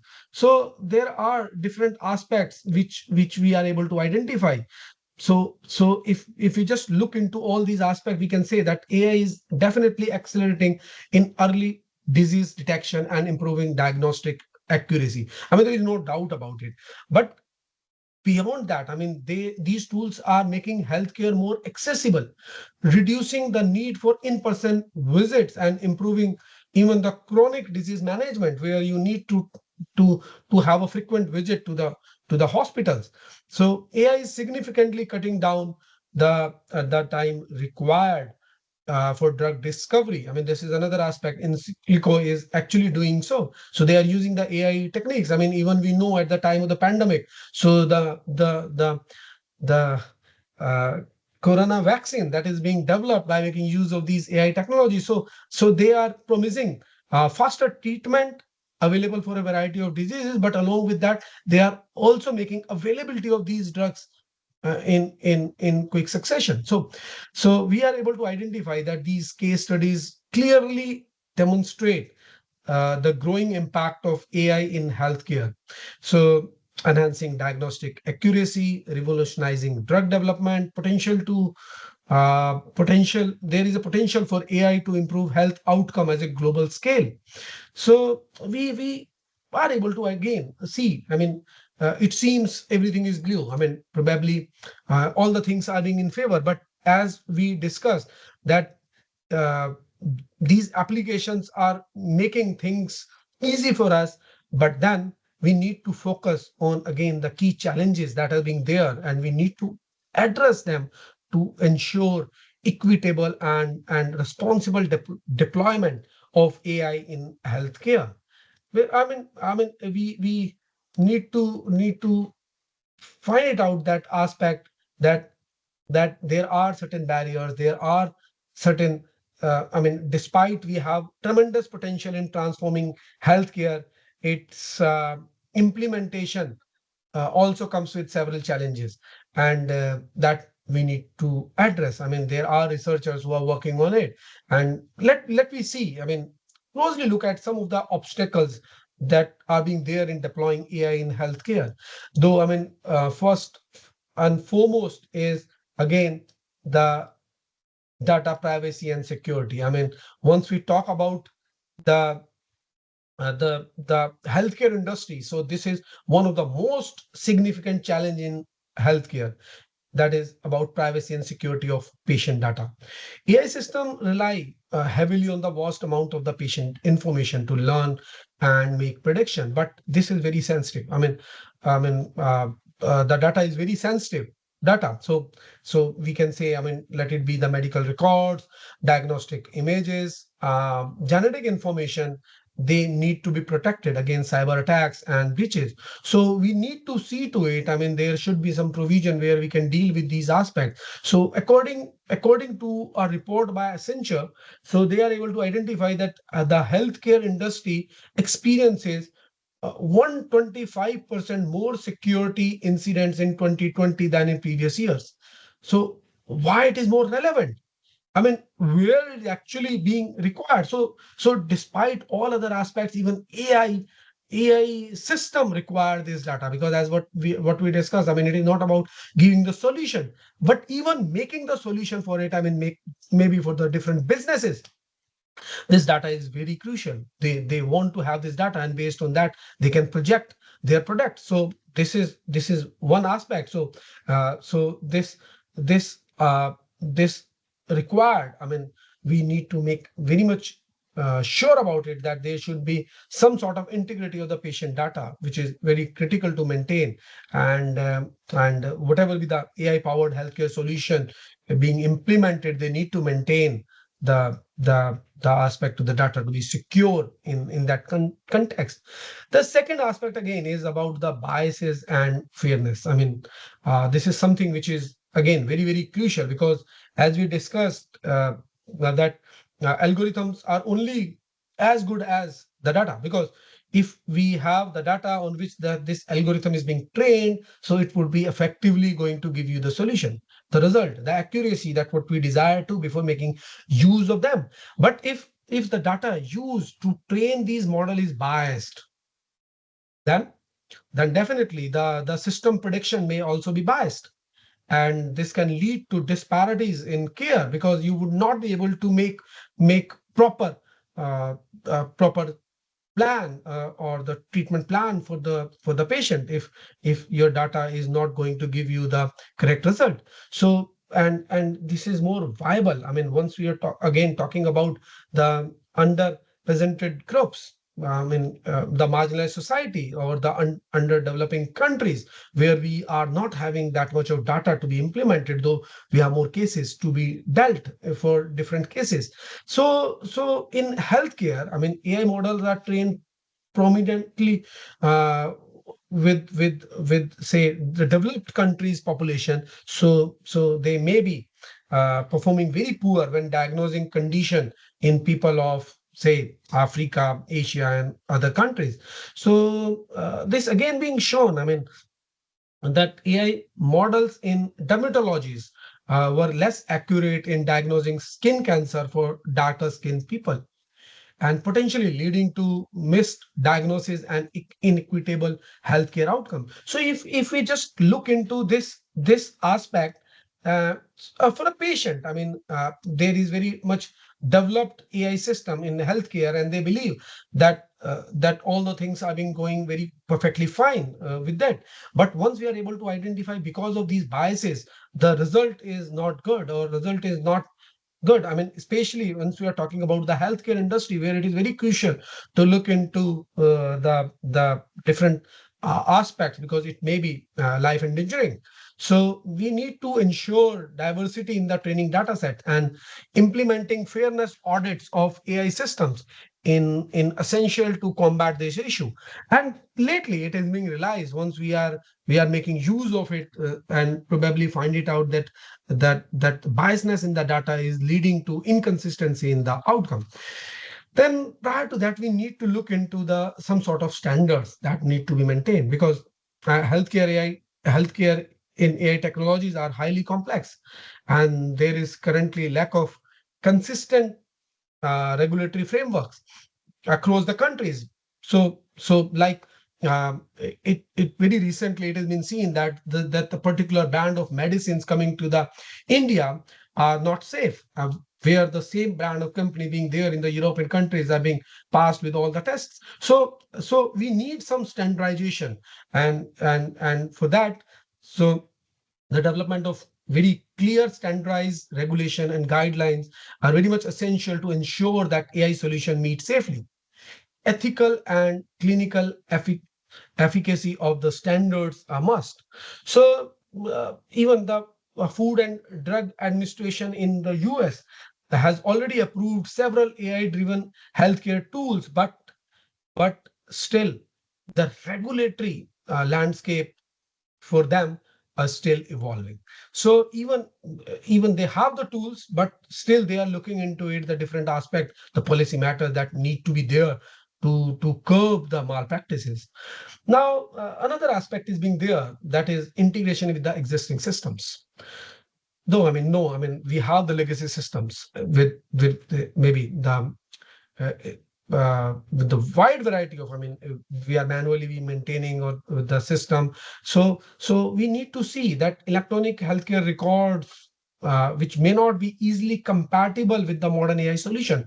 It being over the period of time, they are being storing, but to feed into the algorithm, to feed it into the system, they need to be tailor-made to a particular way. So this again is a very challenging and costly affair. So a report of McKinsey actually says that 70% of the organization struggle with legacy system integration. And this actually find it very difficult in terms of making AI adoption on a broader scale. And besides that, we need to have training to these AI applications because probably, I mean, the developers on one side are able to do it, but once the end user who is going to make it use of these things. So we need, despite AI is bringing significant improvement to the healthcare professionals need to be properly trained. work on these AI tools. So there can be resistance also, because it is more like, I mean, once you are saying somebody to make use of the computer, though it is being their part of it, but once you are saying that the tailor-made application of just making an entry of yes or no, and but then you have to keep on typing the yes or no, so probably people tend to find it out. I mean, my earlier work is more easy to do and more not labor intensive. The same thing is being there once we are making use of these AI tools, providing training to these professionals. So we may come across with it that they fear the system may replace their job. I mean, this is one of the aspects we have discussed, I mean, this week on different sessions. And uh, this aspect, or this concern is being there for everyone who is thinking that they can make use of the application and they may be displaced. So a uh, survey is conducted by Forbes, which find that 30% of the healthcare providers were concerned about the impact of AI, and 40% clinical requires specific training to make use of these tools to be viable, to be able to get the result in a proper way. So we need to ensure that medical professionals are adequately trained and confident in using these AI tools. And then beyond all these things, then there is one important aspect, that is about the cost and the resources allocation. So probably I mean, development of the and implementation of AI in healthcare can be very costly. I mean, in the last session, it was told about the hardware factors, and we need to develop those hardware, those chips, and it is not easy. I mean, it is a costly affair in itself to develop the hardware to deal with these aspects. It is not about making or writing down an application, but it is the system on which we have to run those applications. So it is being there that the development and implementation of AI in healthcare is definitely going to be very costly. I mean, even we could see that the small and mid-sized healthcare facilities in underdeveloped regions may struggle to afford these tools. So so that could be one of the challenge. I mean, making it widely available to all the users, but then then the cost involved in setting up this AI system or to maintain them, to give the training to the staff, is again very limited, and we need a widespread adoption to it. So again, a survey is being done, and it was found that roughly $20 billion uh, uh, investment is expected to reach by 2025, and it would be very much challenging for smaller healthcare providers to pace with the technological advancement. And another aspect is being there. I mean, probably we tend to believe that is about the accountability and the trust. So we know, I mean, we do believe, I mean, for somebody we can say, we can write it down that AI is doing very good, you can get it scanned, and that the result is being there is perfect, but still there is a doubt in mind. So with AI making critical decision in healthcare is again raising question about accountability. Who is responsible if an AI system makes an error that harms a patient? The complexity of AI algorithm make it difficult to explain how decisions are made. That is very true. I mean, we have seen that it would be number of layers, and so much of the complex algorithm part is being involved in terms to get one decision, maybe yes, no, true, false, maybe one value or something like that. But that complexity of the AI algorithm somehow uh, undermine trust in AI-driven healthcare system. So again, there is a study by, I guess, MIT that found that AI decision-making processes are often perceived as a black box. I mean, we know. I mean, we don't know how the things are being doing. Only thing is being there that we are passing on the input, and then we would be having the output based on the given input. So healthcare profession making it difficult for them to understand why certain recommendations are made, and that is making reduction in the confidence.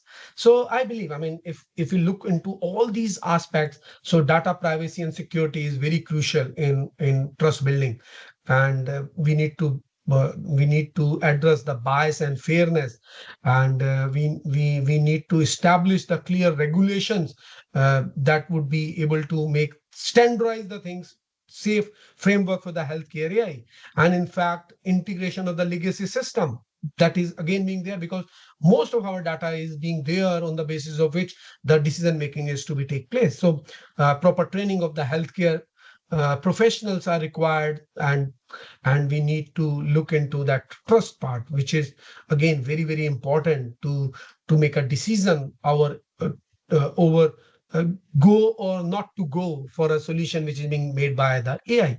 So again, as what we discussed, that uh, it may be that AI has tremendous potential in healthcare. So addressing these challenges may be key to ensuring that AI can truly enhance the quality and accessibility of healthcare for all. I mean, this is one aspect. I mean, let me deep dive into another application that is about the smart cities. Probably not, I mean, if we look at our vicinity, we probably find it out that we are far away from making it because we have certain issues which need to be dealt with it. But still, in many reasons, AI is rapidly transforming urban living into development of the smart cities, where technologies and data are leveraged to improve city services, enhance their sustainability, making cities safer and more efficient, providing providing very crucial data. I mean, on this context. So it may be done through the smart infrastructure and IoT integration. We know, I mean, there are smart street lights being there, maybe smart traffic signals, maybe there, intelligent waste management is obviously being there to look into these aspects where these devices collect real-time data, which being analyzed by AI and optimized for the city operations. So maybe there are sensors embedded in the street lights, and maybe to the waste bins which collect the data for the pollution and waste levels and all those things. And then maybe based on it, I mean, based on the sensor data, we need to adjust that how much lightning is required. I mean, maybe what type of data is being there. So when we need to process that data, so improve waste collection scheduler can be done. And in fact, we can monitor the air quality, which is again contributing to the efficiently reducing the cost and doing all those exercises of cleaning air and all those things. So basically, we are able to identify that IoT and AI powered infrastructure could save a lot of money in terms of doing all these things, probably energy saving, traffic management, and more. So if I particularly talk about traffic management, so this again comes out by virtue of reducing the congestion. I mean, probably we know that by making use of these sensors, cameras, GPS tracking, so we can predict the traffic patterns and adjust the traffic signals in real life. I mean, in fact, I guess in Singapore, I mean, they are running up this system where algorithmically they are managing the traffic congestion dynamically. So dynamically only adjusting the traffic light based on the real-time data that they got. I mean, in fact, I mean, a couple of years back, I mean, in Delhi itself, we have seen that a provision has been made where you being asked to drive your car with a speed of say 40, and probably you would not get any red light. But it is again very difficult to manage these things in Delhi. I mean, with the current infrastructure they have, but still the things on a managing side, they are working on it, and probably you find it out that at times in a line you would probably find that this can be met very easily. So, so these smart traffic management not only reducing the congestion, but they actually reduce the travel time. So it is a winning situation. But again, I mean, we need to have certain risk areas involved where we need to have the law enforcement and all those things again being taken care by the real time data. In recent past, we come across with these scenarios where tentatively we have this idea. I mean, as a human, we can see that there is some tension stifle it over here, and we can make some prediction to make necessary action plan for them. So here AI could do these things, providing the data to them, and that will definitely help in reducing the crime rates. So it's being there. I mean, even the virtue of making the smart grids. So these smart grids predict the energy demand, and based on that, they can optimize the distribution of electricity. They can make use of this aspect to distribution electricity, reducing waste and lowering energy cost. So there are, I mean, different aspects which can be used in this sense. So if we look on a broader scale, this AI enables smart infrastructure by integrating IoT devices to optimize city services, maybe leading to the traffic management, maybe predicting policing. So police would be available based on the real-time data that could see that there is some sort of possibility. I mean, so there are another aspect of the energy efficiency that can be managed overhead. So AI is pivotal in transforming cities into smart, sustainable hubs by addressing challenges such as energy consumption, traffic congestion, and and public safety. I mean, just quickly, I mean, go through with some contribution of AI into the smart cities. Let me take some real world examples of AI, then how they are doing these aspects in a manner. So there are different key applications which we have, where IoT integration of urban infrastructure is providing a different solution to the smart city. I mean, the first example is, again, we're talking about the Barcelona. So Barcelona is actually a leading example of smart city, where AI and IoT technologies are deeply integrated into the urban system. So they are making use of this smart lighting, that what we have discussed. So they adjust their brightness during the time of day, traffic, weather condition, and leading to a significant energy saving. Even they have their own smart management system, where they use the smart bins equipped with sensors to monitor waste levels in real time. These sensors feed the data to the AI system to optimize the waste collection routes, reducing operational cost and improving efficiency.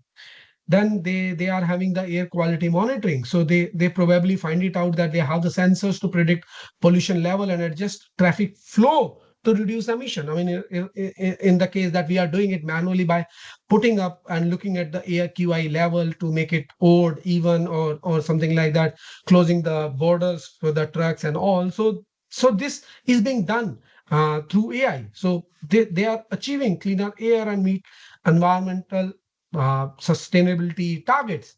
So in fact, they reduce somewhere a good economical aspect over there. So they save a lot of uh, amount. I mean, almost 1.4 trillion annually. In fact, by reducing I guess 25% in traffic congestion. So these are the aspects which are being taken care of. I mean, similarly, we have traffic flow control in Singapore. So they are again being tagged as a smart city, where they are making use of the sensors, traffic light, GPS devices, and all to manage it. So they actually use the predictive policing over there. So this police force is basic making use of the AI for analyzing the pattern in crime data. I know, I mean, I can understand. I mean, the one aspect over there, that the population is low, but then in our country, population is large, so we have more data to refine on it. So there are different challenges to deal with those aspects, but they are being there.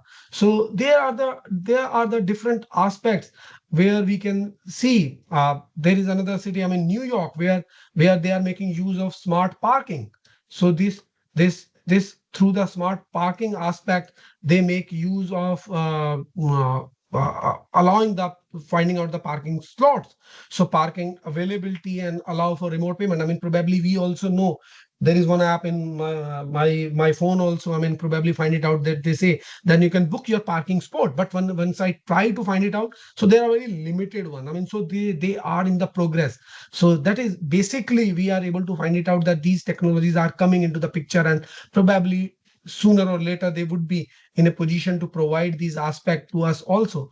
So AI based solution have helped different countries to save their energy consumptions, traffic congestion, and providing different aspects in it. So we can say that the success of these smart cities initiative demonstrates very clearly that there is again immense potential to enhance urban life, offering sustainable, efficient, and smart cities.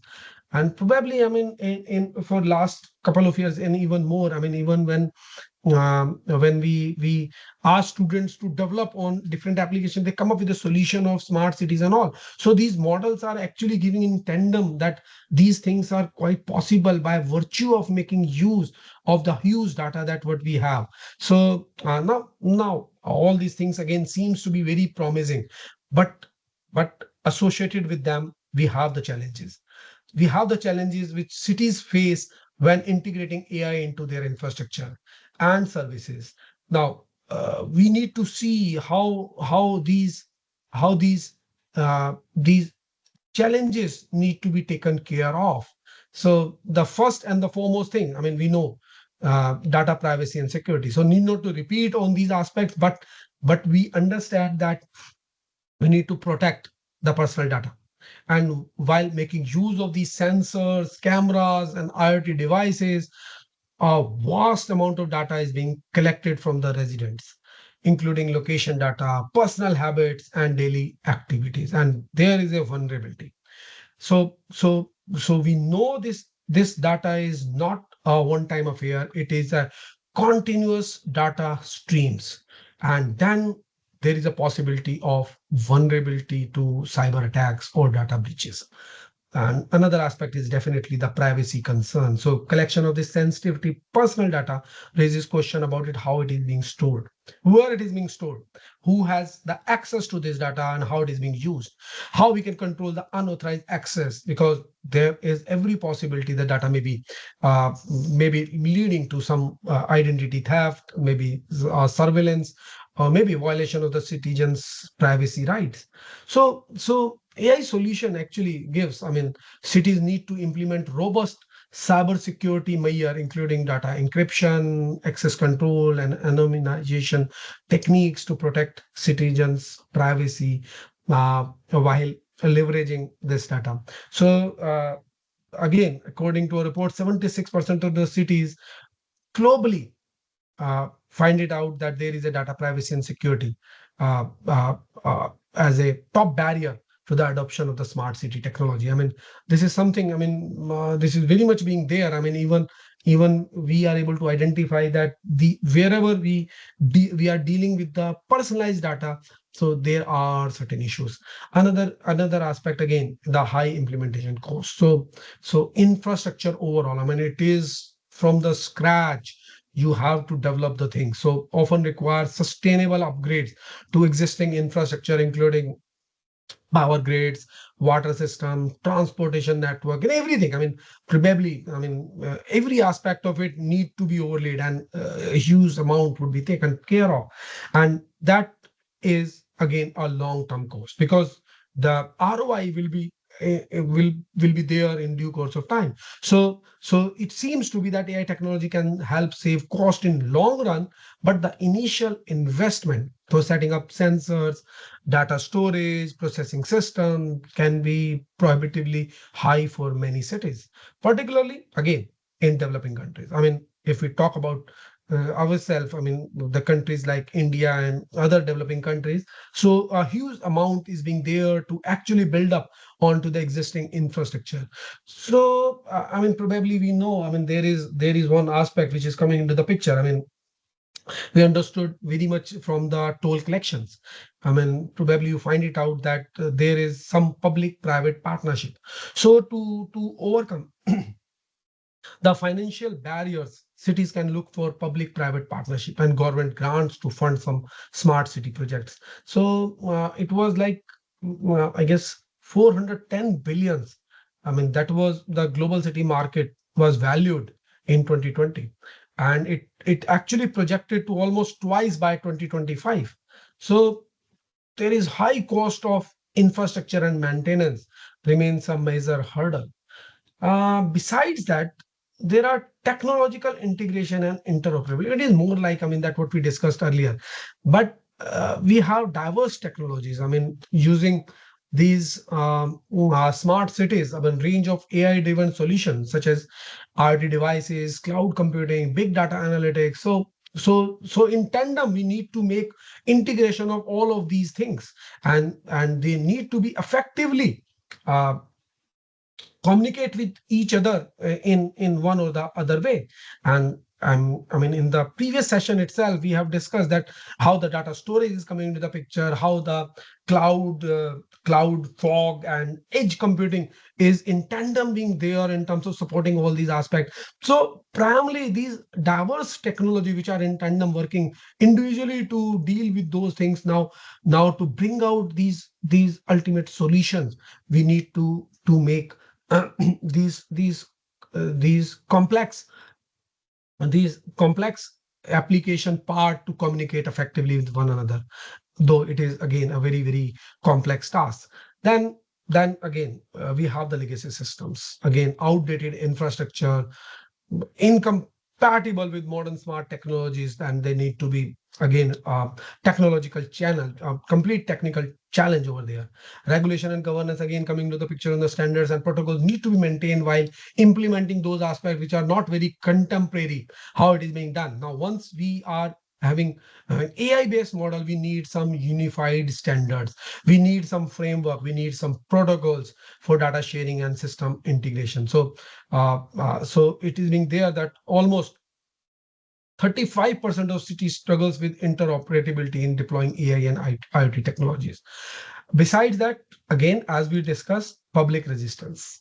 I mean, I don't know how many of you know about it, but then there are people who have understood that probably once while driving, they will be monitored through the cameras on the road. So there are different apps and there are different applications based on the data. They have come up with that app, and they will prompt you, they will actually make you aware that there is some speed camera ahead of you. So people are very reluctant. I mean, they find it out, but in a larger way they are very much skepticism or resistance that impact of AI on their daily life.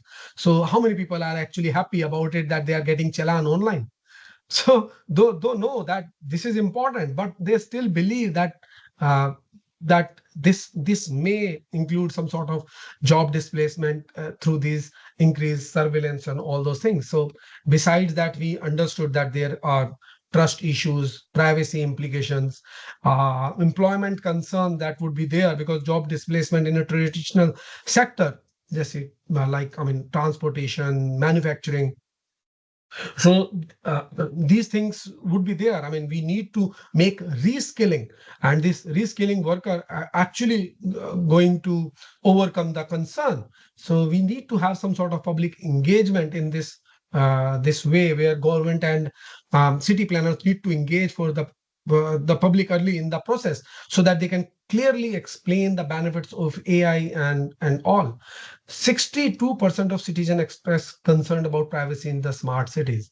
So this is a big number because the adoption will be delayed in that way. So the rapid adoption of AI in smart cities may raise question about governance and regulation. There are no clear regulation. There are ethical guidelines need to be there to ensure AI technologies are being used responsibly without infringing on civil rights or causing harm to the vulnerable population. So successful implementation again of AI smart cities require addressing these challenges: data privacy, high cost, technological integration, public resistance, and governance. So we know that the collaboration between public and private may deal with some sort of financial challenges, but still there is a lot to do. We need to keep these challenges in mind, so to looking into it, that how the things would overcome them to truly unlock the potential of city innovations. Now I would be taking, I mean, another aspect of it, that is AI for biodiversity. I mean, probably, I mean, there is some lag. I'm not able to find it out the text over there. Probably you would be able to see. I'm not very sure because this is track. I got some pointers over there. So I would be talking about it is about the wildlife monitoring, and I'm just strictly coming on to the biodiversity conservation. So basically we have the real world case study where we need to see that how AI powered anti surveillance is being used in terms of making things uh, difficult for those who are going into the illegal activities. So we have the drones, cameras, satellites. They are doing all these detection, they are making the predictive analysis over it, and then based on that they will be able to find it out that over the period of time there is 70% reduction in poaching incidents in some regions. So I mean this is more like that not only about this aspect, but we are able to make use of this AI in terms of wildlife monitoring. So like automated image recognition. So they set up the camera traps, and through in the park, I mean, and through those capture they automatically analyze the images to identify the species count, monitor their health over time. So probably you know about those uh, Kuno Reserve and all. So there are those uh, cheetahs are being there, and they are being monitored that way. I mean, there is no one, I mean, finding it out those technologies, that how their behavior is being there, how they are doing the thing, how they are managing the thing. And despite the fact, I mean, they are being using these technologies in a better way. So system is able to differentiate between different species. They, I mean, these approaches save thousands of man hours and provide more accurate, up to date data for the conservation planning. So the fact here is that thousands of images per day they are able to do it. I mean, manually it took a lot of time in dealing with it, whether this footprint is of which animal. So all those things being there, and they are making the life simpler by making use of definitely the ecosystem which is doing this, by definitely by virtue of using the satellite and drone data and doing the environmental analysis. So all those things are being taken care, and definitely AI enabled platforms are capable of analyzing these satellite imagery with greater accuracy. They are able to combat with illegal wildlife trade. They are able to make uh, uh, simple as able to find it out that the algorithm is doing beyond what we think, in not only in terms of finding it out those traces and all. These AI algorithms scan social media platforms and online marketplaces for sign of illegal wildlife sales. Probably, I don't know, I mean, in very recent past, I mean, probably, I mean, it being 15 days or so, and there is a very huge crackdown in terms of the drug sale in Delhi. I mean, it is again being taken through some sites. I mean, where they are able to identify that there are some online marketplaces for the sign of illegal wildlife sales, and this help authorities to identify trafficker and track illegal trade routes, preventing the sale of these aspects. So these things are being actually used in the biodiversity also. So they actually look for those endangered species. So data analysis, online trade patterns, and these things are being done, that how it is being sold and how it is being done. So I mean, there is almost 3,000 illegally trafficked animals globally in the past year being seized. So this AI technology is not only able to make some prediction or something aspect, but it is also helping in different domains. So these real life monitoring, predictive analysis, and automated surveillance is actually helping us in combating with the wildlife production. The integration of image recognition, satellite data, and drone technology is drastically improving wildlife monitoring and anti-poaching. So again, um, as a part of the things, we understood that they are the powerful tool in biodiversity conservation, but still there are challenges. And just quickly go through with those aspects, because mostly, I mean, we are talking about those aspects again: data quality and availability. So this is one aspect where we still lack, because even for the biodiversity there is lack of high quality reliable data. So if we are not able to deal with that high quality reliable data, so the prediction is not going to be very accurate. So we need to have a large data set to make the prediction for even for this biodiversity conservation. Collecting accurate data, environmental change is not always easy. I mean, we would not be able to do it. Many reasons, especially in remote or conflict prone areas, lack the infrastructure and resources to collect consistently that data. So the data would again coming out to be incomplete, biased, outdated. So we need to have some solution, maybe making a partnership with the local communities, NGOs, government, to ensure that the reliable data may be collected. Collaborative data sharing platform may be there which can help data accessible easily. There could be technological barriers with high cost, as what we have discussed. So we need some sort of AI hardware like drone, satellite, sensor network. So this could again be one of the computational power and technical expertise needed beyond the initial investment. And there are certain conservation areas where maybe these aspects are remote, or maybe underdeveloped regions where there is lack of technological infrastructure, maybe not having the internet, reliable internet, or even power supply where we can deploy AI effectively. So these are another sort of challenges where we need to see, besides again the ethical concern, AI based human intervention. Again, this is being there that AI can provide valuable insight, but it again cannot replace the human intervention in policy making, community engagement, and maybe ethical decision making. So we require on the ground action that AI system cannot replicate, such a wildlife patrols, habitat restoration, and local conflict between human and animal. So we need to see to these aspects that how they can do.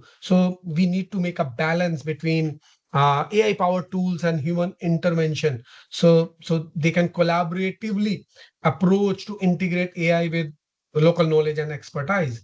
Again, the policy and regulatory challenge, as we earlier discussed, I mean, still a lot of work need to be done to manage this possible, to get this done.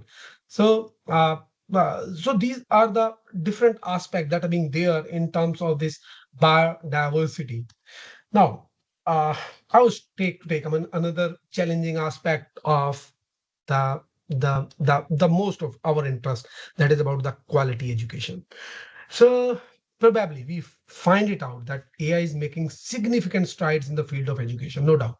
They are offering innovative solution to improve access, quality, personalization. I mean, we able to find it out, and probably we are making use of it. My kids are making use of Duolingo, and they are able to find it out. Okay, this is what the target, and they are able to find it out that this is the session where you are not able to do things properly. So AI based model will actually give them a different way of dealing with the thing. So we find it out that a lot of things being personalized in even in the learning, and we generally talk about this term in terms of the adaptive learning. So we define, I mean, there is one aspect that is personalized learning. So AI powered platforms, maybe Dreambox, Khan Academy, so they make use of the algorithm to access students performance and adapt lessons to individual need. They create personalized learning path. So it maybe differ with other students, though the content is same, but they are able to pick it out that which one is being more realistic to the need of an individual. So these personalized learning path helping students to learn on their own pace, receive targeted interventions. These studies shows that personalized learning can increase student engagement retention rates by say 30%. So but at the same time, these aspects are being seen as the AI tutors and these assistants are actually AI driven chatbots. I mean, so they are providing though I mean in any term they are providing 24 times 7 the support to the students. These tools can answer general questions. I mean they can explain the concept, they can guide the students through problem solving facts. Even I mean, if I'm talking about Duolingo, it actually claims that it has made almost 300 million people to learn languages using AI to tailor lessons and practice session to individual learning style. So this is a big number. And besides that, in the AI itself, you have automated assessments and feedback.